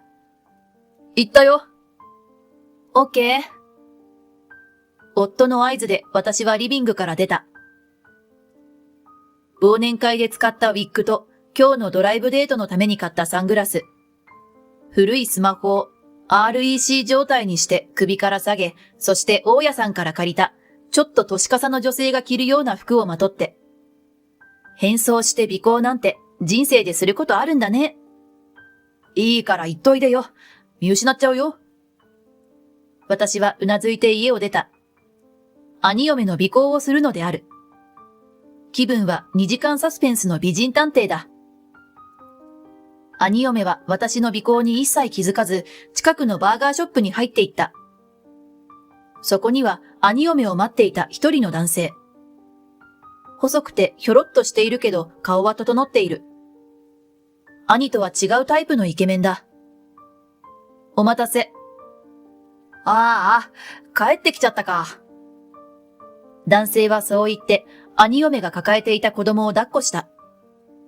男性と子供は目の形がとてもよく似ていた。今日もお利口さんにりゅうちゃんやってきたか？やってきたよ。今日は義妹の旦那が出てきてちょっと焦ったけど、旦那もこの子のことりゅうちゃんって呼んでたわ。二人は下品に爆笑して大声で喋った。マジ？本当にお前の義妹夫婦ってバカなのな。こいつが甥っ子じゃないってまだ気づかないの？全然気づいてないよ。あなたの子供なのにね。本当にバカ。無料託児所はまだまだ使えそう。ね、次のデートはいつにする？兄嫁は体をぴったりと男性にくっつけて甘えまくった声で次のデートの催促を始めた。二人は私がすぐ後ろの席にいるのに全く気づかずにおしゃべりしている。その様子をしっかり記録に収めながら、私は冷めた目で二人を眺めた。無料託児所？次のデート？じゃあ兄嫁は私にパートだと嘘をついて、浮気相手の子供の世話をさせて、あの男と遊びほうけていたのか。以前預けに来た時、私が預かりを渋るとあっさり連れて帰ったのは仕事じゃなくてデートだったからだ。あの時のニヤニヤ笑いは私を馬鹿にしていたからに違いない。ふざけるんじゃない。調子に乗っていられるのは今日までだからな。私の怒りは収まらない。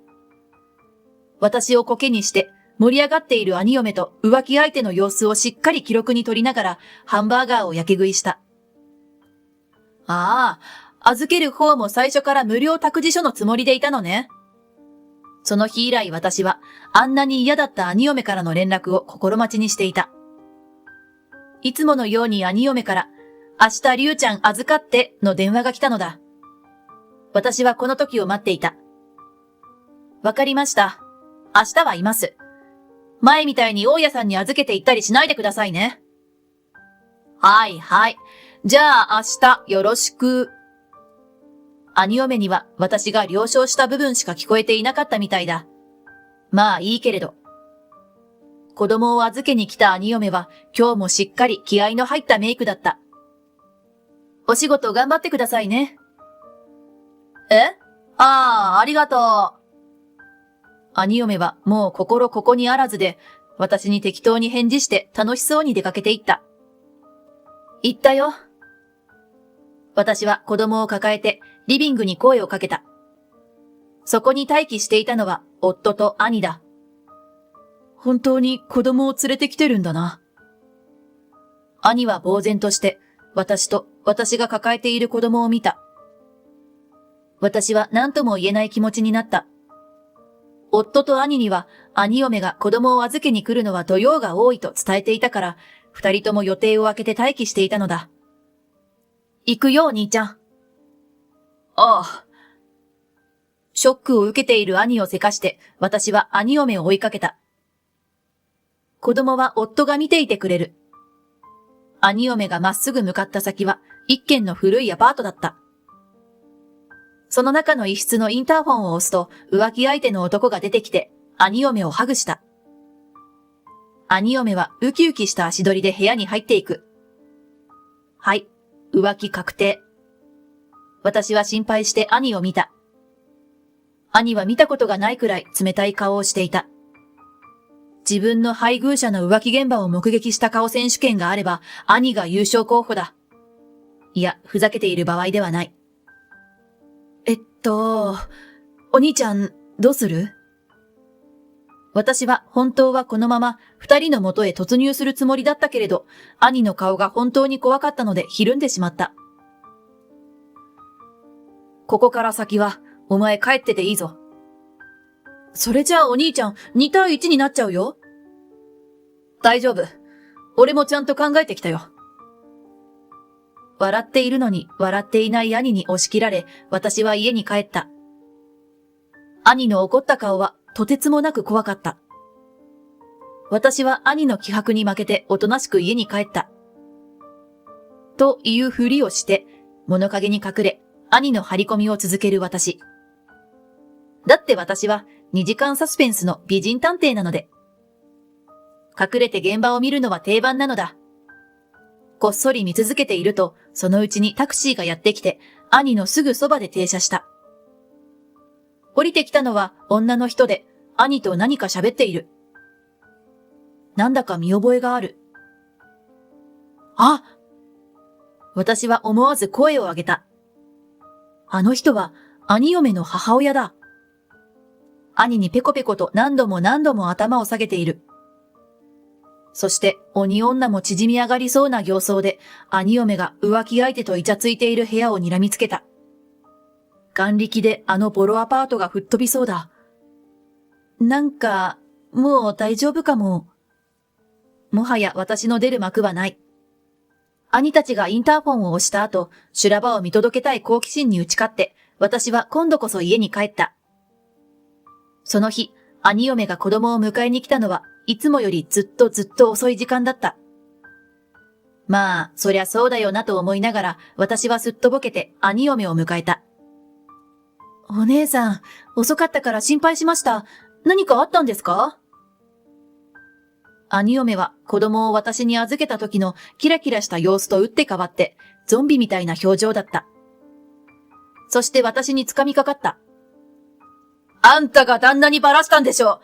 旦那には言うなって命令したのに、勝手なことしやがって、この寄生虫。急に掴みかかられて私はよろけた。しかしもう我慢する必要はない。私は兄嫁の暴言に言い返した。命令って何様のつもり？それに私に寄生して好き勝手してたのはあなたでしょ？全部自分自身で引き起こしたことでしょうに。うるさい。旦那があんなに怒るなんて、あんたが絶対私を悪く言ったんだ。このクズ。役立たず。尋常ではない兄嫁の叫び声に、夫が慌ててリビングから飛び出してきた。お姉さん、何するんですか？暴力はやめてください。警察呼びますよ。警察でも弁護士でも何でも呼べばいいじゃん。こいつが言わなきゃ浮気だって絶対バレなかったのに。許さない。許さない。発狂し、暴れる兄嫁は私たち夫婦の手には負えず、結局警察を呼んだ。パトカーに驚いて様子を見に来た大家さんには気の毒そうな目で見られた。私たちが非常識なんじゃなくて、厄介な兄嫁に困らされているのだと理解してもらえたようで安心した。偽龍ちゃんは私が浮気相手のもとに送り届けた。男は観念した顔をしていた。後日、兄と兄嫁は離婚した。どうやら兄は以前から兄嫁の様子がおかしいと気づいていたらしい。そして今回、兄嫁が私に誰だかわからない子供を預けて仕事に行っていると知って、兄嫁のパート先に問い合わせた。しかし兄嫁はもう何ヶ月も前にパートを辞めていた。兄嫁は働いているふりをして浮気をしていたのだった。浮気相手の子供を私に預けてまで遊びほうけていた兄嫁は、兄に完全に愛想をつかされた。兄は兄の望む条件での離婚を勝ち取った。兄嫁。もう元嫁だけれど。元嫁からはしっかり慰謝料を取った。働いていない元嫁にはとても払える額ではなかったので、元嫁の実家が肩代わりして払ったと聞く。そのせいもあって、元嫁は実家で肩身の狭い思いをして暮らしているそうだ。浮気相手の男と兄嫁はマッチングアプリで出会ったそうだ。二人は育児の愚痴で意気投合したのだという。彼はバツイチで兄嫁が既婚者と知って遊んでいたそうなので、こちらからもしっかり慰謝料が取れた。私は兄からこれまでの迷惑料として元嫁からの慰謝料をそのまま渡された。もらえないと言って何度も断ったのだけれど、兄がどうしても譲らなかったから、夫と相談して一応受け取った。このお金は先々、本物の龍ちゃんが大きくなった時、お年玉やお祝いとして少しずつ兄に返していくと決めている。改めて龍ちゃんを見てみると、兄にそっくりのイケメンで、元嫁の面影はちっともない。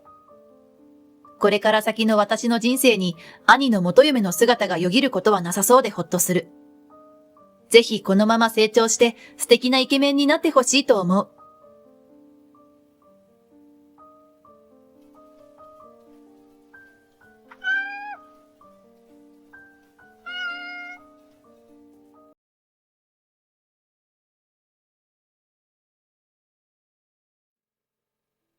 What is this shabby shop? The eldest son's wife smiled in a way that made people laugh. She came to this Odin specialty shop because she wanted her son's family to eat delicious food. Looking around the shop, she continued to speak words that were hard to believe.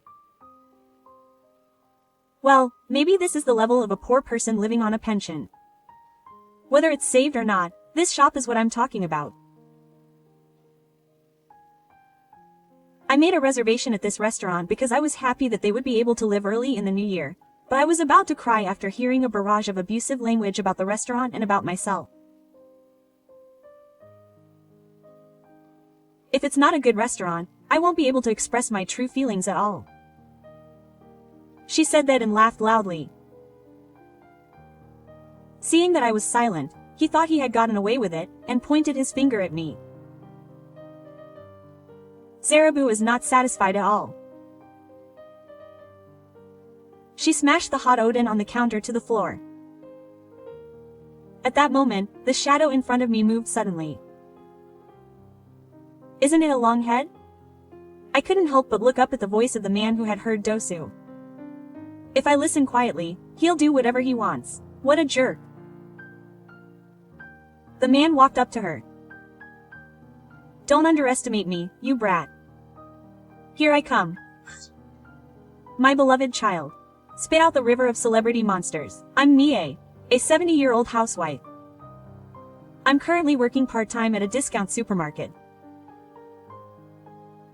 My handsome husband, who retired from his company, died 3 years ago, and I live alone in an apartment.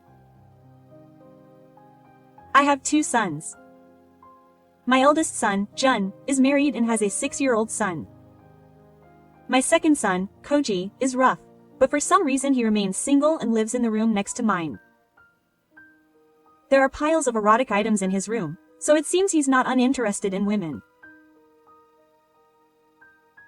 In this unchanging family relationship, the only one whose thought process is completely different from ours is the eldest son's wife, Nisa. She was an abnormal person who was the epitome of insanity. When my eldest son and his wife came to my house for the first time after returning from their honeymoon, there is a term called the mother-in-law-daughter-in-law problem, but I was confident in my cooking skills, so I decided to enthusiastically serve them my own cooking for lunch and dinner. My wife came into the living room and her eyes sparkled when she saw the food lined up on the table. Wow, what a gorgeous dish. She even spat out such a compliment. I felt the wariness I had felt before we got married slowly fading. But after a while, when we stood in the kitchen together, her attitude changed. Isn't this plate a little old?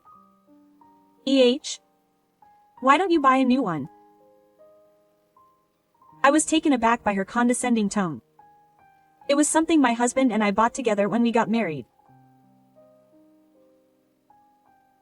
We started using it when we got married.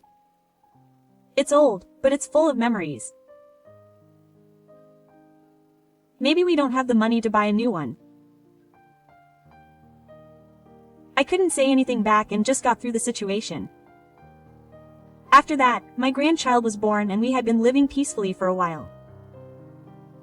One day, the phone rang out, cutting through the silence. When I picked up the tree, I heard the adorable voice of my grandson, Kenta. Grandma.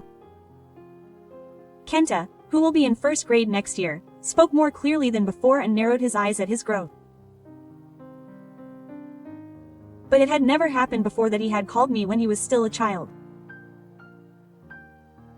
How are you? What's wrong? Why did you suddenly call me? In response to my question, Kita was about to say, well. At that moment, a voice that sounded like Ray-May came from the other end of the phone. Geta, where are you hiding? Come out quickly. His frightened voice trembled softly. Could it be Miss Ai-san? Is it a mother yelling at her child? Well, I'll come and play again. Songno tried to hurry up and end the phone call. I desperately tried to stop him, but he put key down faster. That voice, trembling with fear, pierced my heart deeply. I told my second son, Koji, who had just come home from work, about this. Whoever the voice was, it was a problem. I wonder if I should ask Jun. Koji looked hesitant and said that it was a family matter and he wasn't sure if he should stick his nose in suddenly. But I'm worried. If something were to happen, it would be terrible. Compared to my eldest son, who is easily influenced by his wife's orders and the opinions of others, my second son has a simple personality that doesn't think things through deeply. However, when a certain switch is flipped, he turns into an outrageous personality. The second son suggested this, as if he was in agreement with my thoughts. In that case, let's hear more about it next time when my brother comes over. It looks like it will be during New Year's. I'll contact you. Oh, I understand. The second son nodded, twisting his head against the partition. I quickly called my eldest son. The phone rang several times, and he answered the phone in a panic. Oh, it's been a while, Mom. How are you? Maybe she's busy at work, but even when I contact her occasionally, the number is often the same. It seems that she was at home today on the holiday, and she answered the phone immediately. He spoke in a timid tone at night. I thought she might be able to come over here for New Year's, so I called her.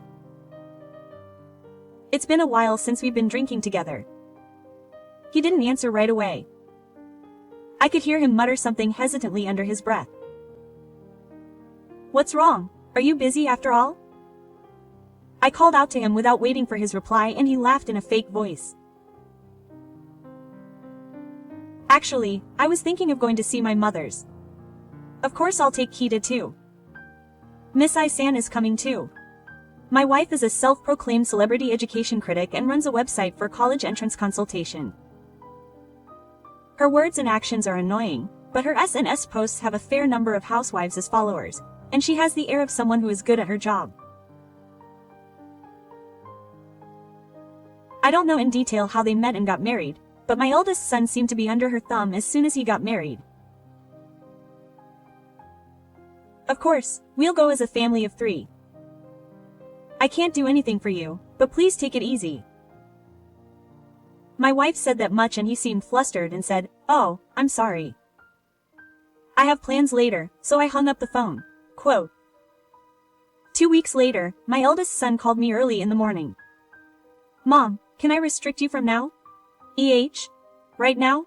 Well, it's okay. His voice on the phone sounded a little unsettled. When I asked him if something had happened, he just kept repeating vague words. A few hours later, my eldest son's family arrived at our house. Grandma. My grandson, Kita, got out of the car and ran towards me with shining eyes. Welcome. I caught him jumping on me and he was so cute that I couldn't help but run. But my heart started beating faster when I saw my wife getting out from behind him. Hey, it's dangerous to run suddenly. Kita jumped up in shock after being warned loudly.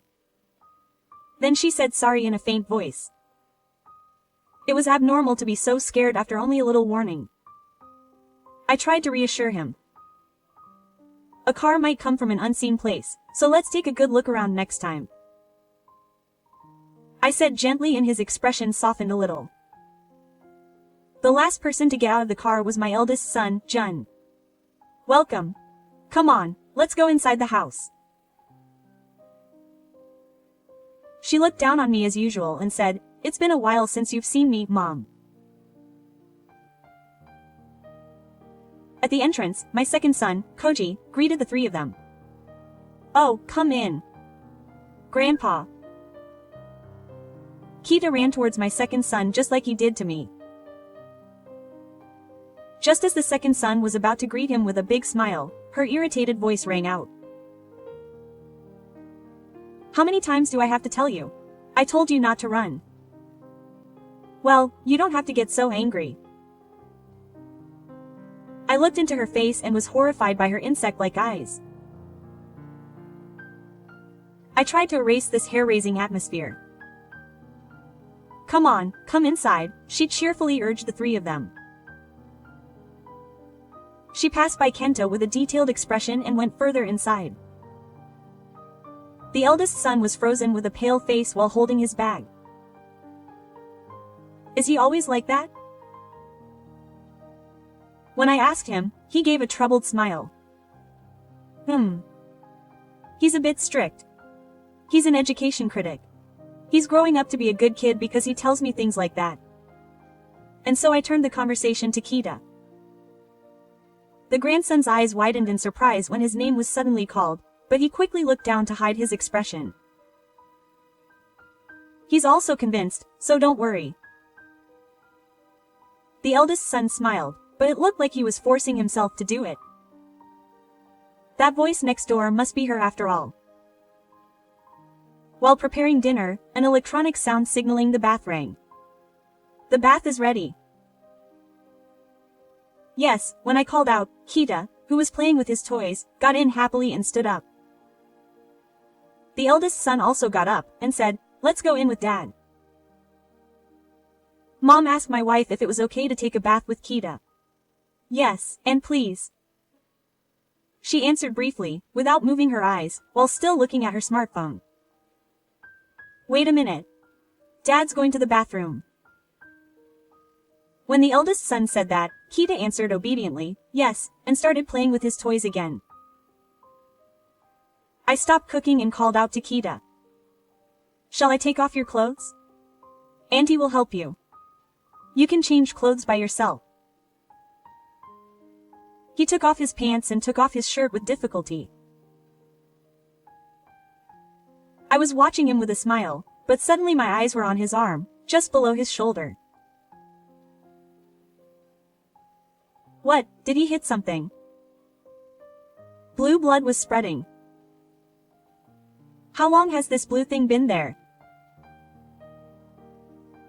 It wasn't Kita who answered, but my wife who was whining nearby. He fell. I was playing in the park and he fell pretty spectacularly. She said this while laughing. When I looked at Kita, her mouth moved as if she wanted to say something, but she never actually opened her mouth.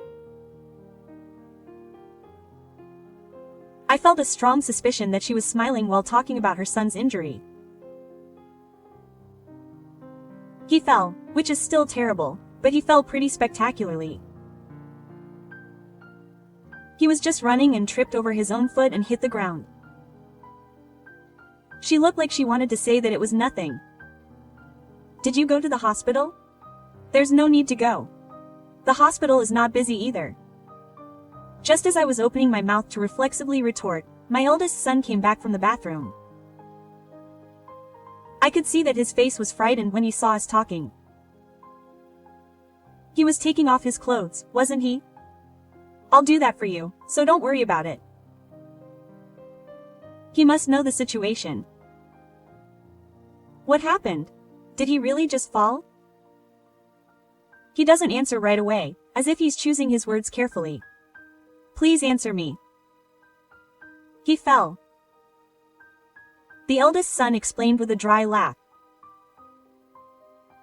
It's a pretty big scar, so it's not surprising that he's surprised, but he's fine and he's fine. You see, my husband said the same thing. That's why I tell my son not to run. My wife interrupted from the side. He's at an energetic age, and he's a boy, so he'll get hurt if he plays outside. I think you're worrying a little too much. She said this with a grin. When I saw her face, I thought she was lying. When I said about the eldest son, she gave me an ambiguous smile and tried to get through the situation. I stopped talking for the time being and pretended to be convinced by what they were saying.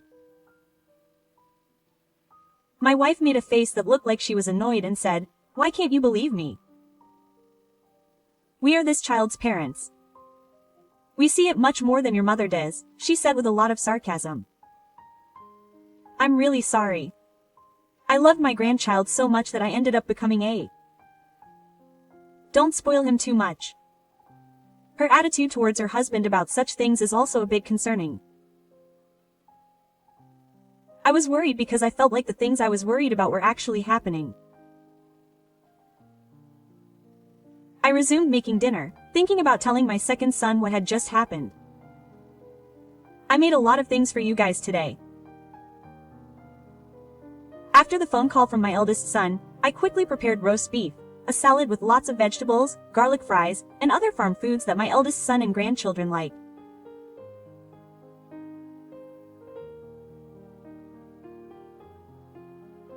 When I put them on the table, my eldest son's face lit up and said, "Oh, it looks delicious, but my wife sat down without changing her expression and asked me if we had any red wine. Yes, we do. I put a glass and some red wine in front of her and she said, "What is this?" I hesitated. I don't think I'll get drunk with such cheap stuff. Well, whatever. I pretended not to hear and turned the conversation to my eldest son. Would you like a beer? I'm sorry, I'm driving home today. What, you're not stopping? Usually, my eldest son comes by train to eat and drinks alcohol.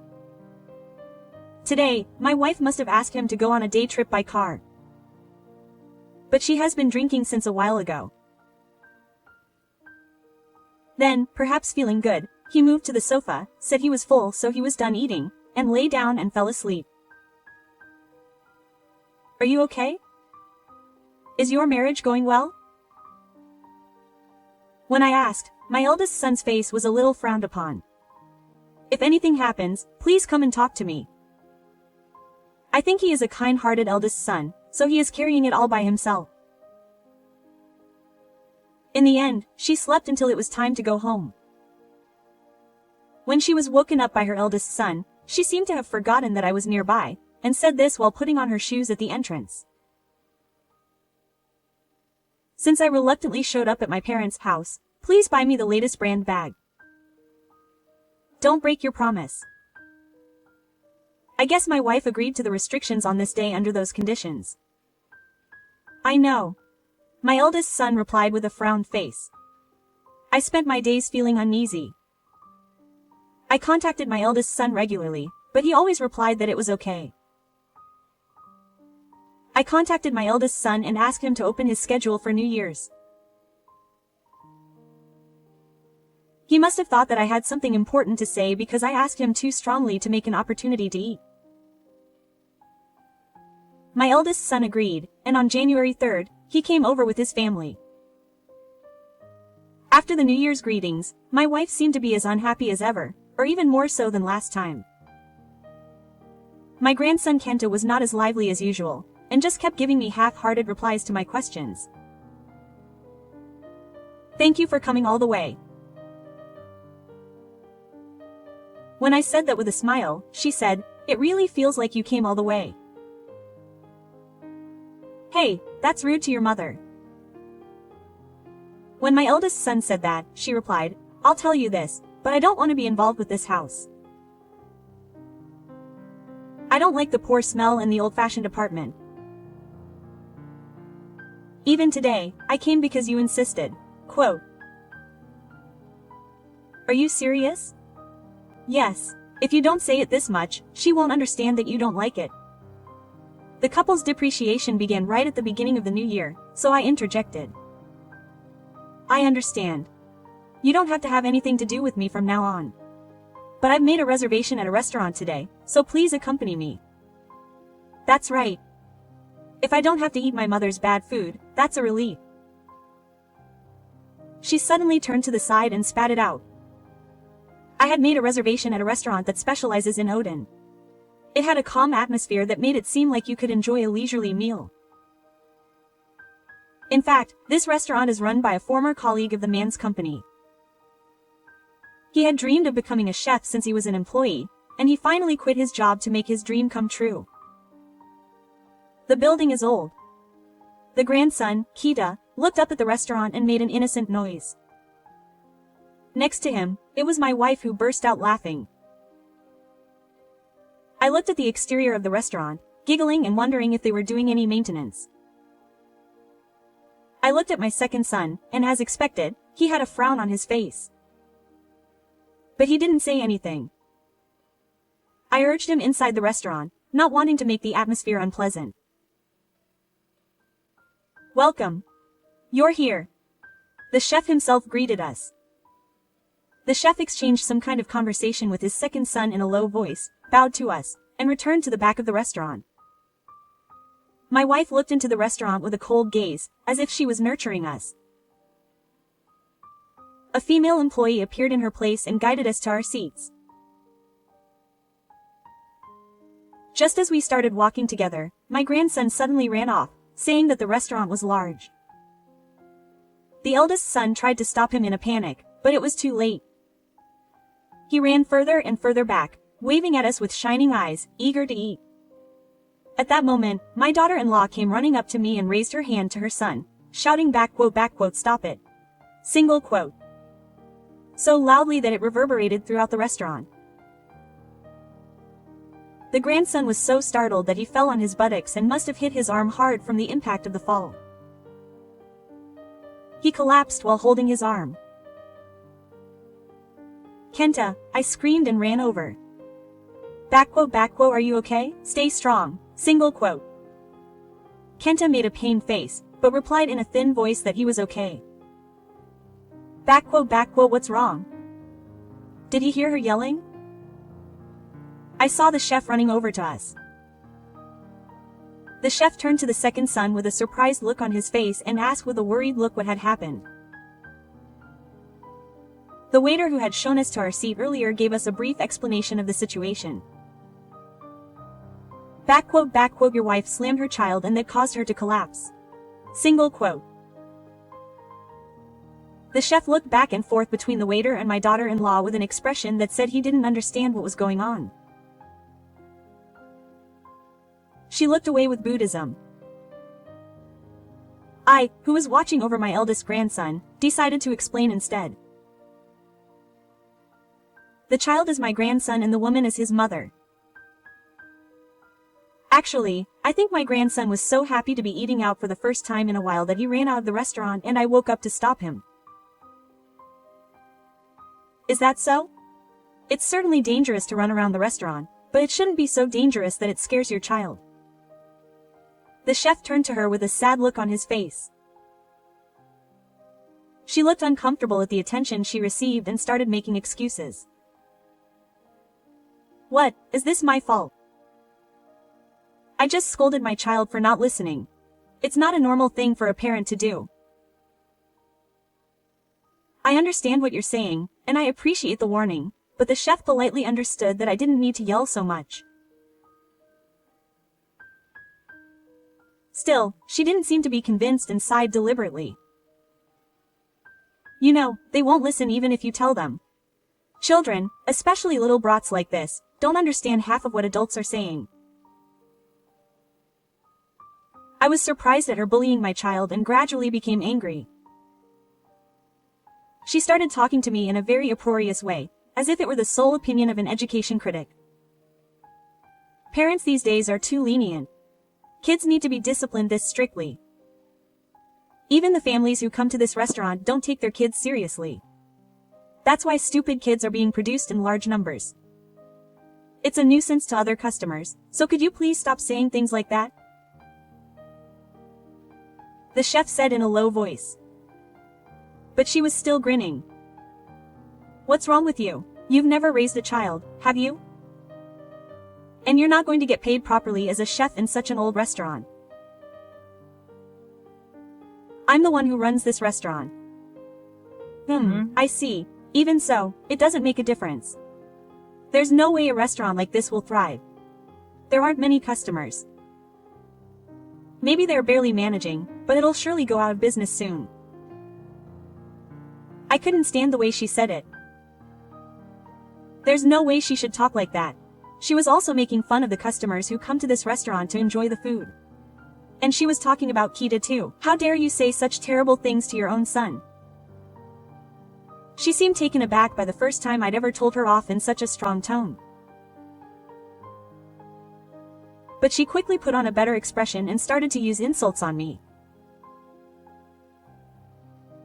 Who would want to come to such a rundown store? Well, there are some motherly people out there. She looked around the store with a condescending gaze. It's true that this store is a refurbished building that was there before. It's a little old, but well maintained. She turned her eyes back to me from the store, grinned maliciously, and said, "You must have worked hard to find this place, as a mother." What? You're a part-timer, aren't you? You don't have a spouse, and your income is just your pension and part-time work. You can't go to a good store. You're poor. I was so angry that I couldn't respond to her laughing. When I tried to speak, my throat trembled with anger and I couldn't speak well. She continued, looking down on me. Well, it can't be helped if you're a part-timer in the countryside. I felt like I'd worked hard enough at this store. But if I'm going to entertain my eldest son and his wife, I'll have to make it a more expensive place. When she said that, I almost cried. The moment the store fell silent. Shut up, you brat. A deep voice that sounded extremely gruff echoed through the store. When I turned towards the direction of the voice, my second son, Koji, was glaring at her sharply like a young man. It was here. The switch was on. He's just listening quietly and feeling good. Parents these days say all sorts of things, but you're the one who failed to grow up. My second son took each step to close the distance between her and me. She was completely blank-eyed, with the opposite sex forgotten. That's to be expected. My second son doesn't usually do this often. He's indifferent to things in the first place, and always responded appropriately when there was something he couldn't understand. He never showed an angry face when she came to my house, and in fact, my second son hadn't opened his mouth until this very moment. But he wasn't just watching silently. He seemed to have been watching her all this time, waiting until he was sure he could fight back. You said that children need to be disciplined strictly, but that's the language of someone who doesn't know anything about education. When you're as old as Kita, you can understand most things if you explain it to him verbally. If Kita doesn't understand what you're saying, then your explanation is wrong. The distance between the second son and her is not that far anymore. She was slammed by the demon's lair and trembled, unable to say anything. You also made fun of this restaurant and the chef here. I should tell you, this owner is my friend. I've always admired chefs, and I worked hard, and finally I have my own restaurant. I'm not a big talker who just barks at people in a weaker position. The second son approaches his face. His power is already half crying. She's not the only one who's scared. Perhaps the pain has subsided, but Kita peeked out from between his eldest son's arms. There, in front of his eyes, was his lost opposite sex. I can understand being scared of the second son who is his uncle, but it's still abnormal to be so scared of your mother. I remember the phone call I got from Kita.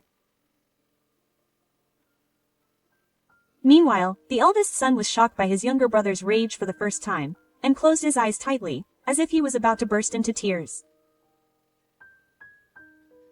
I beckoned to Kita. Come to Grandma. When I said that, Kita walked over obediently and fell into my arms. I could tell he was trembling as I hugged his small body. This reaction was no coincidence after all. I turned to her and asked, "What have you done to this child?" She turned her face to me with a frown when she heard my voice. I know. I've been treating this child in ways that normal parents would never think of. Kita called my house. That's when I heard you yelling. Yelling? She replied in a high-pitched voice. I nodded and said, yes, yelling. I've had doubts ever since.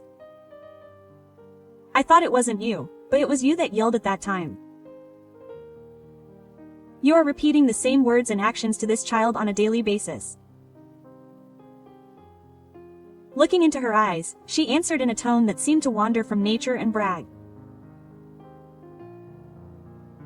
It's true that I'm strict, but it's an infringement to be told that I'm rude. You yelled so loudly that Kita fell down. He fell because he was still small. And he only hit his body on the ground a little. Saying that, she walked away. He just hit his body on the ground a little. It's not a serious injury. I somehow managed to hold back my head from boiling with anger. I held Kita close and stared into her eyes. You're beyond our control. You're not going to listen to the story of a poor part-time worker. That's why I called for special support today. Just as I finished speaking, the entrance to the store opened. A middle-aged man in a suit came in. He walked straight towards me with unhesitant steps. When I got in front of her, I took out a business card from my breast pocket. This is what I'm like. She took the business card with a relieved expression and her face changed. The business card stated that she was an employee of the automated consultation center. He took out a file containing documents from the card. It seems that you have been repeatedly saying and doing terrible things to your son. All the evidence is here. You cannot escape, he began. As she turned the documents over, her face became increasingly pale. Several documents slipped from her trembling hands and were exposed on the floor. It was a photo that supported the long-term, intimidating words and actions she had been doing to Kenta. I turned my eyes away from the extremely vivid image. She seemed to have lost all of her strength and stood there with a pale face. Why are you coming? She muttered in a crying voice. I decided to tell the truth. I was the one who consulted him. Since the day I received the call from Kita, I had not been able to shake off the bad feeling. I couldn't help but feel depressed at the thought that my grandson might be harmed in some way. I once again told my second son what was on my mind and decided to contact the automated consultation center. The staff member who answered the phone listened to me seriously and advised me on the need to gather evidence. I asked the renewal office to investigate, and after a week of stakeouts, they gathered strong evidence. I praised myself for the materials and went to the automated counseling center again, and things started to move immediately. I understand. From here, we will listen to the details. Later, I received a call from the staff member. The staff member said in a strange voice that he wanted to talk to the mother directly, but there was no way to reach her. The automated counseling center is not the police, so they cannot just show up at your house. Apparently, she cannot even schedule a repeat visit if she is busy with work at the time of making an appointment. The staff member said that he wanted to contact her somehow, even if it was in a strange way. I was a little worried, but I remembered that my eldest son's family would be coming during the New Year holidays, and told the staff member that they would be off guard then. The staff member accepted my proposal and asked me to contact him when it seemed like a good time to attack, so I agreed without hesitation. When I finished telling her everything, she bit her lip in frustration. What is that? Her hand gripping the document tightened, and it was crushed into a crumple. I was just educating my son to be a decent adult, so it's not right to treat me like a villain. She is completely distraught. Even if it's for education, there are things you should not do. Your actions are criminal. The staff member is looking straight at her. She runs wildly and says, noisy. Noisy. I'm not wrong, quote. Then she turns her bloodshot eyes towards me and screams as if she's screaming. Please take your son back from that old lady and go home quickly. When called, the eldest son jumped up and looked up at her. She glared at the horrible lines, pointed her finger and yelled furiously. Hurry up. Even a cursed man like you can do that much, right? Ha. She erased the eldest son's small voice with a twisting force from above. Hurry up. What a useless, hopeless man. As if he had been defeated, the eldest son rose to his feet and turned to face me. My heart ached at the sight of my son like that. In the next moment, the eldest son violently reached out towards me. I held my grandson tightly and tried to escape from the eldest son's hands. The staff tried to hold the eldest son's body, but he shook him off with great force and came towards me, biting the floor. Jun, pull yourself together. His eyes were vacant and I could not feel any normalcy. He attacked me, trying to take my son by force. He grabbed my arm and tried to pull my grandson away. Calm down. It's okay. You don't have to obey this woman anymore. I desperately pleaded while enduring the pain. But the eldest son did not let go of my arm. On the contrary, he was desperately trying to get Kenta back by scratching my arm and grabbing my hair. Listen to Jun's mother's voice. That woman is crazy. You don't have to listen to what she says. I appealed to Ichishi and the eldest son's hand stopped. She yelled again, but the eldest son didn't respond. I spoke gently. It must have been hard. But it's okay now. Don't worry, your mother is here, your brother and the staff are here too. The eldest son collapsed to his knees on the spot at my soft voice. I gently stroked the eldest son's back while holding my grandson. Then he started talking about everything that had happened at home. At first, my wife was normal. She was strict and enthusiastic about education, but she took good care of our son. I especially left his studies to her. She looked after him well on weekday nights and weekends, so he started to get good marks on school tests and began to study independently. But gradually I began to think she was too strict. If his sexto score went down even a little, she would hit him on the head, saying he had become stupid, or if he played a little game on a day off, she would get very angry and take away his food and not let him eat. Don't say any more, you idiot. She found out about her husband. But the eldest son continued to talk. I felt sorry for him and asked her to stop doing that. But she told me not to interfere with my way of doing things, so I stopped. Stop it. Don't say any more. Don't do this. She suddenly panicked and tried to confront her eldest son. The staff and her second son stopped her. I couldn't watch anymore, so I gave him food so he wouldn't find out. The eldest son finished talking about all his suffering so far with a trembling voice, thinking that he just wanted to eat. Controlled by fear, he gradually stopped doing things that went against his wife's wishes. Her orders were absolute, and he was less likely to think and act for himself. In particular, he was left almost untouched when it came to his son's education.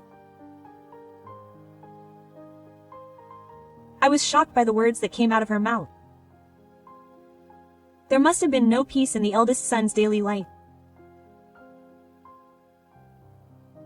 In front of the absolute being that controlled the atmosphere of the house, they could only hide and obey while checking his mood. How can they do this to someone they love? How can they do such a terrible thing to their precious child? I could no longer understand her existence. The eldest son turned to his son in my arms with a look of lost emotion. I'm sorry. You were the one I was most scared of, but it was Kita who suffered.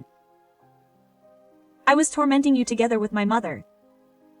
I'm sorry. I'm really sorry. Kita clung to my arm anxiously. The eldest son may be truly remorseful. But it's difficult to get a young child to understand that. From Kenta's point of view, his father was also a cold person who turned a blind eye and left him alone. the eldest son repeatedly said, "I'm sorry," as he lay on the floor. It seems that the reason he always acted cheerfully even when I called or emailed him was so that I wouldn't be caught. I was overwhelmed with regret for not realizing that my son had been pushed to this point.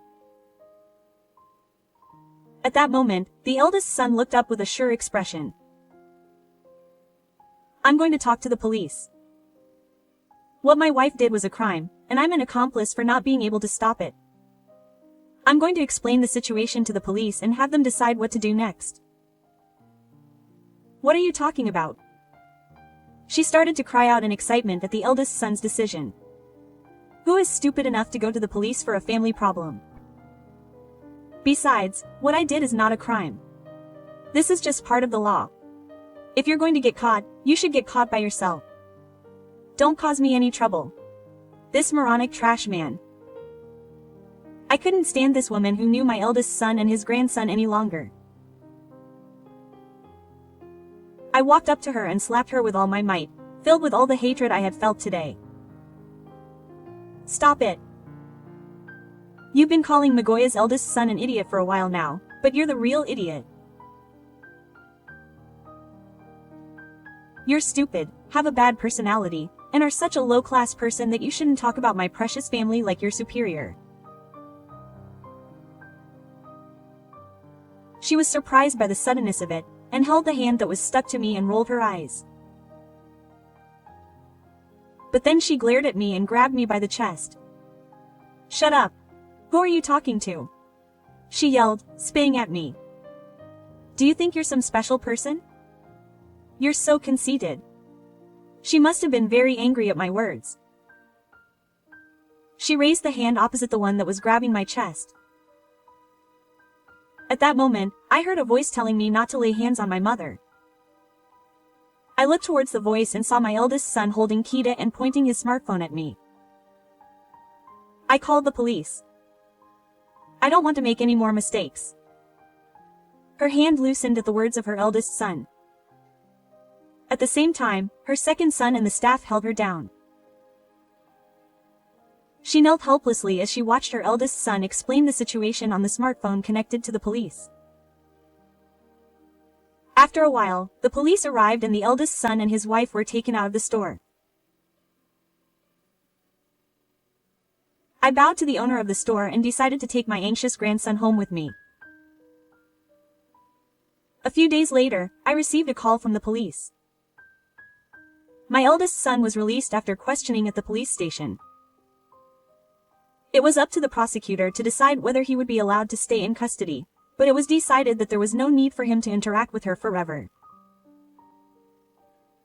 The reason given was that she had given food to her son, had not used any violent words or actions directly, and had been abused by her wife herself. After a while, her father came to apologize with a gift in his hand.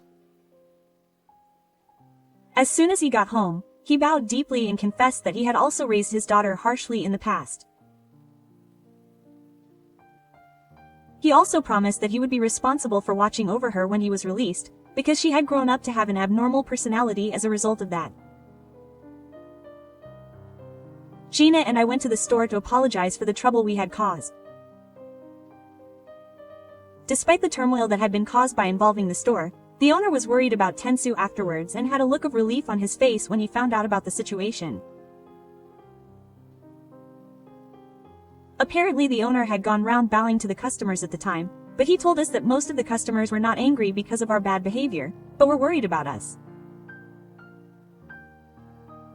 "Please come to our store again." The owner said this with a smile. The second son bowed his head and said thank you with tears in his eyes.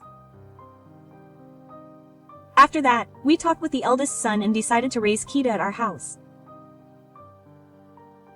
It seems that he had been caught up in the chaos at the store and felt a strong fear of his parents, so he refused to live with the eldest son. The eldest son paid us a set amount of child support every month, and also sent us letters with updates on his situation. Some time passed after that. Kita had fully entered his growth period and was growing taller and taller. I mark the pillars of our house every few months, and in the blink of an eye, the records are being rewritten. Look, Grandma. He can reach so high now. Seeing him reach the top of the shelf and smile with pride, my second son and I couldn't help but laugh. He seems to have completely adapted to our environment, and sometimes brings friends over. Seeing him eating sweets while doing his homework or playing outside, I shed tears of relief. I continued working part-time and rented a nearby piece of land to hold a family festival. Whenever I put freshly picked vegetables on the table, my grandson's eyes always light up and he eats them whole. My second son always looks at him with satisfaction. My eldest son has been living alone since then, and has changed jobs and is working hard at a new workplace. He said he wanted to change his mindset and look for a job with a high salary to earn as much as possible for child support. I once told him not to worry about money, but my eldest son insisted that he would earn the expenses for our son. In the end, that girlfriend was arrested by the police and sued. At first, she thought it was a shiver. She just lightly hit him on the head as a sign of guilt. She continued to deny the charges, saying that she hit him too hard because she wanted her husband to understand. However, the photos and videos submitted by the Auto Consultation Center and the testimony of her eldest son became evidence, and she finally admitted to her own actions. The trial resulted in a suspended sentence, but a no-contact order was issued against her son. After Kay was confirmed, her eldest son presented her with divorce papers. She signed with vacant eyes, as if she had given up everything. Her eldest son wrote in a letter that he felt a weight lifted off his shoulders about this. No one knows what will happen in each of their lives from now on. However, I believe that a bright future awaits Kita and his eldest son. And we will also start a new life together.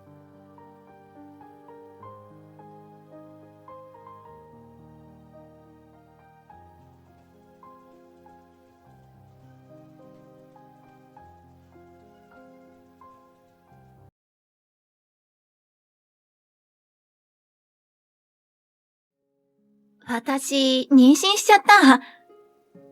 自称親友の同僚から突然そう言われた。相手は私の婚約者だという。仕事ができない迷惑女に婚約者を奪われ、会社に居づらくなり退職した私。まさか、その後に人生大逆転が待っているとは夢にも思わなかった。私の名前はほなみ。28歳。某出版社の少年漫画の編集部で働いている。自分で言うのもなんだけど、割と有能。担当している漫画家さんは3人いるが、1人は雑誌の看板のヒットメーカーだし、1人は熱狂的なファンがいるベテランさんだし、1人は才能豊かな今後の雑誌を背負ってくれそうな新人さんだ。みんな私を信頼して原稿を託してくれる。編集の仕事は基本的に担当する漫画家さんのお手伝いをして締め切りまでに原稿を仕上げてもらうことだ。資料を集めて仕事場に届けたり、差し入れを持って行ってアシスタントさんたちを励ましたりもする。漫画家さんによってはアイデアを一緒に考えたりすることもある。漫画家というのは自分の腕一本で世界を創造し、読者に夢や希望を与える仕事だと思っている。実は私も学生時代は漫画を描いていた。漫画家になりたいという夢もあったが、自分にはその才能はないと気づき、それならば漫画を世に送り出すお手伝いがしたいと思って編集者になったのだ。本当にほなみは漫画が好きだよな。同期で恋人の直人が言う。2年ほど前からお付き合いを始め、そろそろ結婚しようかという話も出ているので、まあ、婚約者って感じだ。9時から5時まで机の前に座ってればいい仕事ではないし、担当の漫画家さんから連絡があれば、時間外でも駆けつけることも多いので、なかなか一般のサラリーマンとは時間が合わないこともあり、うまくいかない。その点、同じ編集の仕事をしている直人と付き合うのは楽だ。まあ、なかなかデートの時間が取れないのがたまに傷だけど。ほなみちゃんはいいな、担当運があって。そういうのは、これも同期の香りだ。彼女はもともと同じ出版社の少女漫画雑誌の編集をしていたのだが、担当していた大御所の女性漫画家さんに嫌われて部署を異動したという経緯がある。確かに漫画家さんは気難しい人や風変わりな人も多いが、この件に関しては香りの方に問題があると私は思っている。時間にルーズで言い訳が多く、すぐ人のせいにする癖があるからだ。それでも見た目が可愛らしく、一見控えめでおとなしそうな女の子なので、少女漫画雑誌で女性漫画家の担当をするより、少年漫画雑誌で男性漫画家の担当をした方がいいのではないかという。今時は叱られそうな理由で私と同じ部署に配属になった。運もあるかもしれないけど、努力もしてるわよ。いい漫画を描いてもらいたいものを。香りは担当漫画家さんの食べ物の好みや趣味をちゃんと把握してる？へえ、でもちゃんと話題のスイーツとか差し入れしてるよ。話題のとかじゃなくて、ちゃんと好みのものを差し入れしなくちゃ、甘いものが嫌いな人だっているのよ。わざわざ並んで買ってきたのにさ、僕は甘いものは苦手なんです。以前お伝えしましたよね、なんて言われてさ。あ、もしかしてこないだ食べてた和栗のモンブラン。自分が食べたかったから、ついでに差し入れも買ったんでしょ？担当の漫画家さんより自分を優先するってどういうこと？へへ、いいじゃない、それくらい。全然良くはない。自分の食べたいものを買うついでに差し入れを買うなんて、しかも差し入れを口実に勤務時間中に並んでいたのだ。まあまあ、誰も彼もがほなみみたいに情熱を持って仕事してるわけじゃないんだからさ。俺も、かおりちゃんみたいに可愛い女の子の担当がいいなーとか言われて凹んだよ。いやー、なおとくんったら。私は二人のこういう仕事に対して不真面目なところが好きではなかった。それでも言いたいことを言い合える3人しかいない同期なので、よく一緒に飲みに行ったりしていた。香りは自称ファザコンで、現在付き合っている彼氏も20歳近く年上らしい。私、小さい頃にお父さん死んじゃったから、年上の男性に惹かれちゃうのよね。優しいし、落ち着いてるし、同年代と付き合う女子の気が知れないわ。おいおい、まさに同年代カップルの俺たちの前でそれを言うか？私と直人が付き合っていることは香りも知っている。私からしたら20も年上の人なんて考えられないわ。こっちが50歳の時、向こうは70歳よ。おじいちゃんじゃない。そんな軽口を叩き合いながら、香りが恋のライバルにはならないということにどこか安心していた。ある日、直人とデートの待ち合わせをしている時に香りから電話があって、体調不良なので代わりに原稿を取りに行ってくれないかという。断ることもできたが、その香りが担当している漫画家さんは、実はデビューした時から私が個人的にファンしている漫画家さんなのだ。藤田奇跡という30代半ばの男性で、実力はあるが、いまいちヒット作に恵まれていない漫画家さんだ。私は、直人にデートをキャンセルする連絡を入れて、原稿を取りに向かった。あれ、ほなみさんでしたよね。いつもの人はどうしたんですか？担当したことはないのに、名前を覚えてくれていて嬉しかった。香りが体調不良で、私が代わりに原稿をいただきに来ました。ああ、彼女しょっちゅう具合悪そうにしてるけど、体弱いんじゃないの？大丈夫？香りが体が弱いという話は聞いたことがない。どうやら体調不良を理由に頼み事をしても断られたりすることがあるらしい。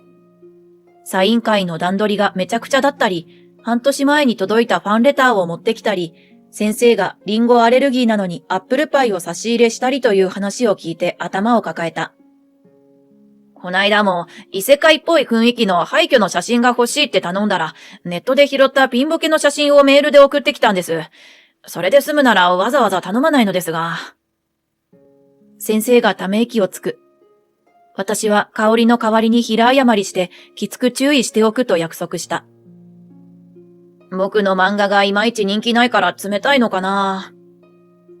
なんて悲しいことを言うので、私はデビュー作からずっと先生のファンです。単行本も自分で買って本棚に並べてますよ。と告白してしまった。先生はすごく喜んでくれて、じゃあ好きなキャラを描きますよ。と言って私の手帳に丁寧に私のお気に入りキャラを描いてくれた。香りへの怒りを忘れるほど嬉しかった。だってあの先生、今時アナログだし、資料もアナログで欲しいって言うし、ファンレターも封書で送ってくる方が変なのよ。私が厳しめに注意をすると、香りは反省するどころか、自分は悪くないと言い張る。アナログの先生はまだたくさんいるわよ。ファンレターだって手書きで気持ちを込めて送ってくれるファンの人、たくさんいるわ。あなた自分がめんどくさいからって仕事を適当にやらないでよ。やだ、ほなみちゃん怖い。私たちは漫画家さんにいい作品を描いてもらうためにお手伝いするのが仕事なの。それがアレルギーのある食べ物を差し入れするとか邪魔してるじゃ済まずに害になってるじゃないの。だって知らなかったんだもの。仕方ないじゃない。それは嘘だ。藤田先生はちゃんと伝えたと言っていた。そこへ直人がやってきて会話に割り込んだ。どうしたんだよ。なんか見学？直人くん、ほなみちゃんがきついことばっかり言うの。と、涙も出てないのに泣いている仕草をして甘えた声で直人に泣きついた。香織、またうっかりドジしちゃったんじゃないの？うっかりとかドジとかそういう問題じゃない。私は仕事に対する姿勢を言ってるの。漫画家さんに迷惑をかける担当編集なんていらないのよ。おい、言い過ぎだろ。自分基準で人を責めるなよ。まさか自分の婚約者が香織の味方をするとは思わなかった。思えばこの時すでに私と直人の関係はダメになりかかっていたのだと思う。仕事に対する考え方や自分の中の優先順位も違う。自分からさっさと別れを告げればよかったのだが、まだ未練があったのか、修復可能だと思っていたのか、直人を切り捨てることができなかった。その後香織は藤田先生の担当を外された。藤田先生から編集長に担当を変えてもらえないかと話があったからなのだが、変に気を使って香織に事実を伝えなかったため、香織は私が編集長に告げ口をしたからだと思い込んだ。ひどいじゃない！編集長に告げ口するなんて！私はあなたに注意しただけで告げ口なんてしてないよ。だったら、なんで私が担当外されるのよ。私の代わりに担当になったのがその証拠じゃない。そうなのだ。藤田先生が、できれば、ほなみさんに担当になってもらいたいと編集長に言ってくれたのだ。このこと自体はめちゃくちゃ嬉しかったのだが、香織が私のせいで担当を外されたという思い込みに拍車をかけた。担当する漫画家さんが4人になるのは、私もちょっと大変そうだと思ったし、編集長と相談して、ヒットメーカーの漫画家さんの担当を香織にやってもらうことになった。その漫画家さんは、プロダクション形式をとっていて、資料集めやイベント対応などもたくさんいるスタッフがやってくれるし、締め切りを破ることもない。実質、担当編集がやることといったら、原稿を取りに行くのと、差し入れを持っていくことくらいだから、香織が担当になってもトラブルはないだろうと思ったのだ。これには香織も喜んで。逆にラッキーだったかも。藤田先生いまいちパッとしないし、友達に言っても名前知らない子も多くて。でも、これからは名前言えばみんな知ってる先生だもんね。と上機嫌で、私への怒りも消えたように見えたが、逆に私はかなりイラッとした。僕が編集長に頼んだせいで、同僚さんとトラブルになったみたいで申し訳ないです。担当になって初めて仕事場に顔を出した時に藤田先生からそう言われた。どこから話が伝わったのかわからないが、こういう話はすぐに広まってしまう。いえ、先生の担当になれて嬉しいです。香織が邪魔ばかりしていた分も、私頑張りますよ。何でも言ってくださいね。私がそう言うと、ありがとう。早速で申し訳ないんだけど、アシスタントを一人見つけてくれないかな。ずいぶん前に香織さんに頼んだんだけど。仕事をしないにも程があると思った。藤田先生の絵柄に合う絵が描けて、仕事場の雰囲気をなるべく乱さないような人材を手配した。藤田先生は独身だし、仕事中の食事はアシスタントたちも含め、ほぼデリバリーだったので、ご飯を作ってくれる人を手配して、私が顔を出した時は手料理を振る舞ったりもした。マネージャー的な人もいないので、日常の細かい事務的なこともできるだけ私が代行した。すごい助かる。資料を頼めば完璧なものを揃えてくれるし、漫画を描く時間が随分増えたよ。そう感謝されて私も嬉しかった。もともと藤田先生は派手さはないが、非常に絵が上手く、独特の世界観とユーモアがある作品でコアなファンが多い。私もその一人だけど、本来なら時間をかけて書き込みたいタイプなのに、雑事に時間を取られた上に、アシスタントも足りなくて随分大変だったろうと思う。時間的にも精神的にも余裕ができたせいだろうか、連載中の作品の人気も上がってきていて、私は編集長にお褒めの言葉をもらった。そんなある日、直人から話があると言われ、食事の約束をした。結婚の話かな？いや、別れ話かもしれない。どちらにせよ、そろそろはっきりさせなければいけないと私も思っていた。ところが、私が約束した店に行くと、直人と香織が並んで座っていた。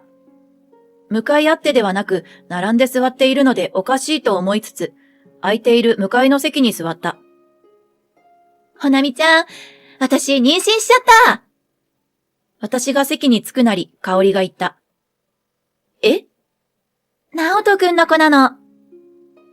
え？あれ、付き合ってたっていう年上の人は？いやーね、ずいぶん前に別れたのよ。そう言って香織は横に座った直人にぴったりと体を寄せた。でも、同年代に興味ないんじゃなかったっけ？そうだったんだけど、恋に落ちるのに理由なんかないもん。はぁ？そこで直人が言った。俺、彼女と家族になりたい。なれば？え？家族でも裸族でも好きになればいいわ。話がそれだけなら帰るわね。私がそう言って席を立つと。待てよ、お前には悪いと思ってるんだ。ごめんね、ほなみちゃん。二人は口々にそう言った。その時の香りの勝ち誇ったような顔に無性に腹が立った。別にいいのよ。お似合いだわ、あなたたち。私がそう言うと、直人が卑屈な顔をして言った。俺はお前のそういうところが嫌になったんだよ。ちょっと仕事ができるからって上から目線で馬鹿にしやがって。そんなつもりはなかったが、直人はそう感じていたということだろう。馬鹿になんかしてないわ。仕事に対する考え方の違いでしょ。だからお似合いよ、あなたたち。私はそう言い残して店を出た。悲しいという気持ちはなかった。悔しいと思う気持ちはあったが、愛する婚約者を奪われたからというより、あの香りに男を取られたということが悔しかったのだと思う。こんなことなら、もっと早く自分から別れを切り出せばよかった。香りのあの勝ち誇った顔を思い出して、ものすごく嫌な気分になった。どうやら香りは結婚しても仕事を続けるらしい。うちの編集部はプライベートには口を出さないが、私が直人と付き合っていたことはほとんどの人が知っている。それが突然カップル変更になったのだ。なんだかんだ言ってみんなこういうネタが好きでいろいろな憶測が飛び交っていた。私は同僚の親友に婚約者を奪われた女として有名になってしまった。香織と親友になった覚えはないが、おそらく香織があることないこと、あちこちで言いふらしているに違いない。親友の彼氏だって分かっていたけど、好きになってしまったの。と、悲劇のヒロインになったかのように泣いていたらしいから。いや、香織だけではない、直人も。ほなみの香織に対する態度がひどくて、それ見てたら気持ちが離れてしまったし、香織は俺が守ってやらなきゃと思ったんだ。とかなんとか言っているようだった。どうやら私は鼻持ちならない嫌な女で、親友だった香織に仕事のことで嫌がらせをし、香織が担当していた漫画家を奪い、婚約者に愛想をつかされた、ということになっているらしい。まあ、日頃の仕事ぶりなどを知っているので、聞かされた方は半分も信じていなかったとは思うが、とにかく私は居心地が悪かった。しかも当の二人と毎日顔を合わせなければいけないのだ。ほなみちゃん、結婚式の招待状渡すわね。同僚として出席してくれるわよね。香織に招待状を手渡されたとき、私は辞める決心をした。もう同僚じゃなくなるから出席しないわ。そう言って、その足で編集長に用意してあった退職願いを出した。編集長は私を引き止め、別室に行って話をしようと言われた。この仕事は好きですし、担当している漫画家さんたちも大好きです。でも、このままここで仕事を続けるのは辛いので。すると、私に編集長が言った。正直、あの二人に辞められるより、君一人に辞められる方が痛い。考え直してくれないか？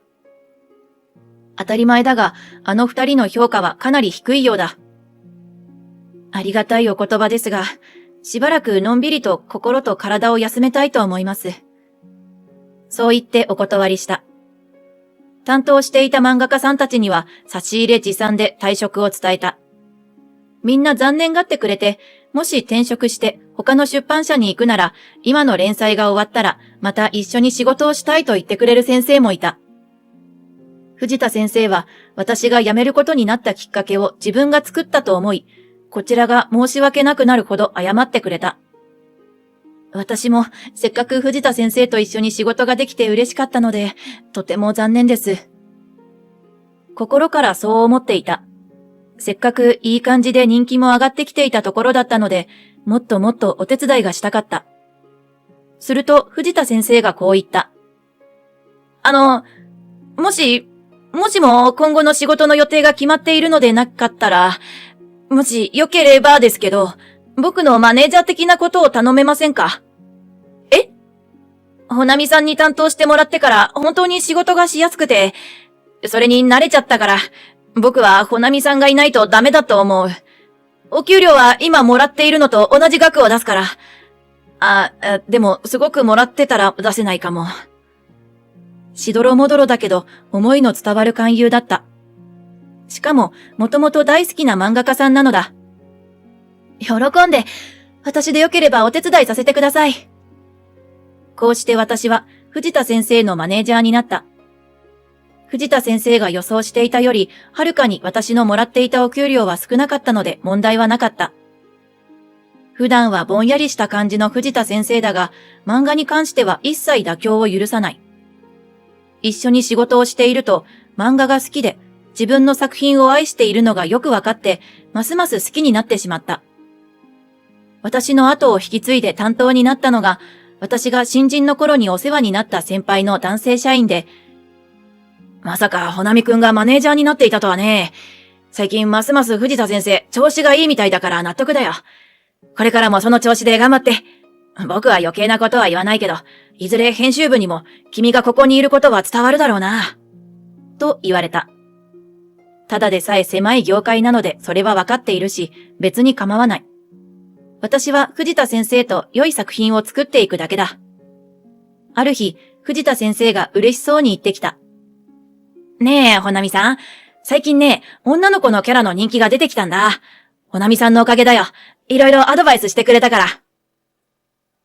藤田先生の漫画は、男の子はめちゃくちゃかっこいいんだけど、女の子がやや個性不足だと思っていたのだ。僕は女性心理とか全然わからないから助かるよ。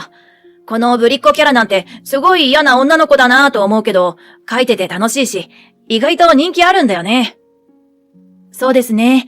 漫画になるとしたたかな感じがかえって痛快なのかも。現実で身近にいるとすごく嫌ですけどね。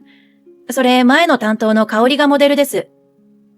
私がそう言うと、藤田先生は、そうか彼女かとバカ受けして子供みたいに笑った。こっちの女の子はほなみさんがモデルでしょ。違いますよ。私はそんなにかっこいいキャラじゃないし、むしろ理想の女性っていうか。そうなのかな。僕はこのキャラ、ほなみさんに似てて素敵だなぁとずっと思ってた。だからすごく気合い入れて描いているんだ。そんな風に見てくれていたのかと思うと嬉しかったし、これって告白とどこが違うんだろうと思ってドキドキした。それって、私のことを素敵だと思ってくれてるってことですか？僕そんなこと言った？いや、言った。ごめんなさい。気持ち悪いですよね。そう言って申し訳なさそうにしょんぼりしてしまう彼を可愛いと思った。全然申し訳なくなんかないですよ。私先生の漫画も好きだけど、仕事に対する姿勢も好きだし、先生のこと丸ごと好きで尊敬してますよ。見た目は熊みたいな藤田先生だけど、私には直人の何倍も素敵に見えていた。単行本の売れ行きも絶好調で、アニメ化も決定した。メディアで取り上げられることも増え、取材も増えた。マネージャーとしては嬉しい悲鳴だ。直人と香織のことなんてすっかり忘れていたが、編集部を訪れる用事があった。そういえば、あの人たち結婚したのよね。そう思いながら編集部に行くと、すっかりお腹の大きくなった香織がいた。あら、お久しぶり。私が明るくそう声をかけると、ちらっとこっちを見ただけでどこかに行ってしまった。編集長に権利関係の書類を渡し、お茶に誘われたので喫茶室に移動した。いやー参ったよ。君が辞めてから大変だったんだぞ。編集長がため息をつく。香織くんが担当してたヒットメーカーの漫画家さんが切れちゃって。誰が担当しても問題ないあの先生が？驚いた。原稿の受け取りと差し入れくらいしかやることのない安定感抜群の漫画家さんなのに、どうやらその数少ない仕事の原稿の受け取りを、デジタル作画にしないんですか？最近の人はみんなデジタルですよ。みたいなことを言って怒らせてしまったらしい。平謝りして、今は私が担当してる。香織くんは資料整理だ。まあ、それもまともにできてないんだけど、でも仕事ができないっていう理由だけでクビにはできないからさ。産休も育休も取る気満々だし。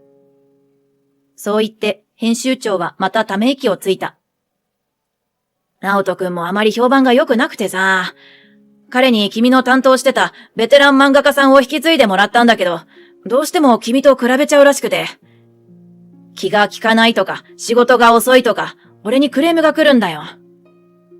そう言って編集長はがっくりと肩を落とした。気の毒だとは思うが、私にはどうしようもない。新人さんは有能なデスクに担当してもらっているそうで安心した。帰り際、資料室の前を通りかかると二人がいて、何やら話し込んでいる。やっぱり仕事をしていない。私に気づいた直人が、久しぶりじゃないか。ご活躍だね。と、卑屈な顔で言ってきた。おかげさまで、アニメ化も決まってゲーム化の話もあるからバタバタしてるけど充実してるわ。私がにっこり笑ってそう言うと、ちっと小さく舌打ちをした。こんな男と婚約していた自分が信じられなかった。あ、そうそう。私、藤田先生と結婚するの。これからはマネージャー兼パートナーとして全力で支えていくつもりよ。嘘でしょ？あの先生最近めちゃくちゃ稼いでるじゃない。香織はそこに反応するのかと呆れた。二人ともおめでとうの一言もない。挙句の果てに、私の担当だったのにずるいわよとわけのわからないことを言い出した。そこで私は嘘をついてみた。そうね。結婚式と披露宴は盛大にやるし、新婚旅行は世界一周を計画してるし、新居はタワーマンションでも買おうかって話してるのよ。そう言って、私は大きな宝石のついた婚約指輪を見せた。真実はこの指輪だけで、あとは全部思いつきの嘘。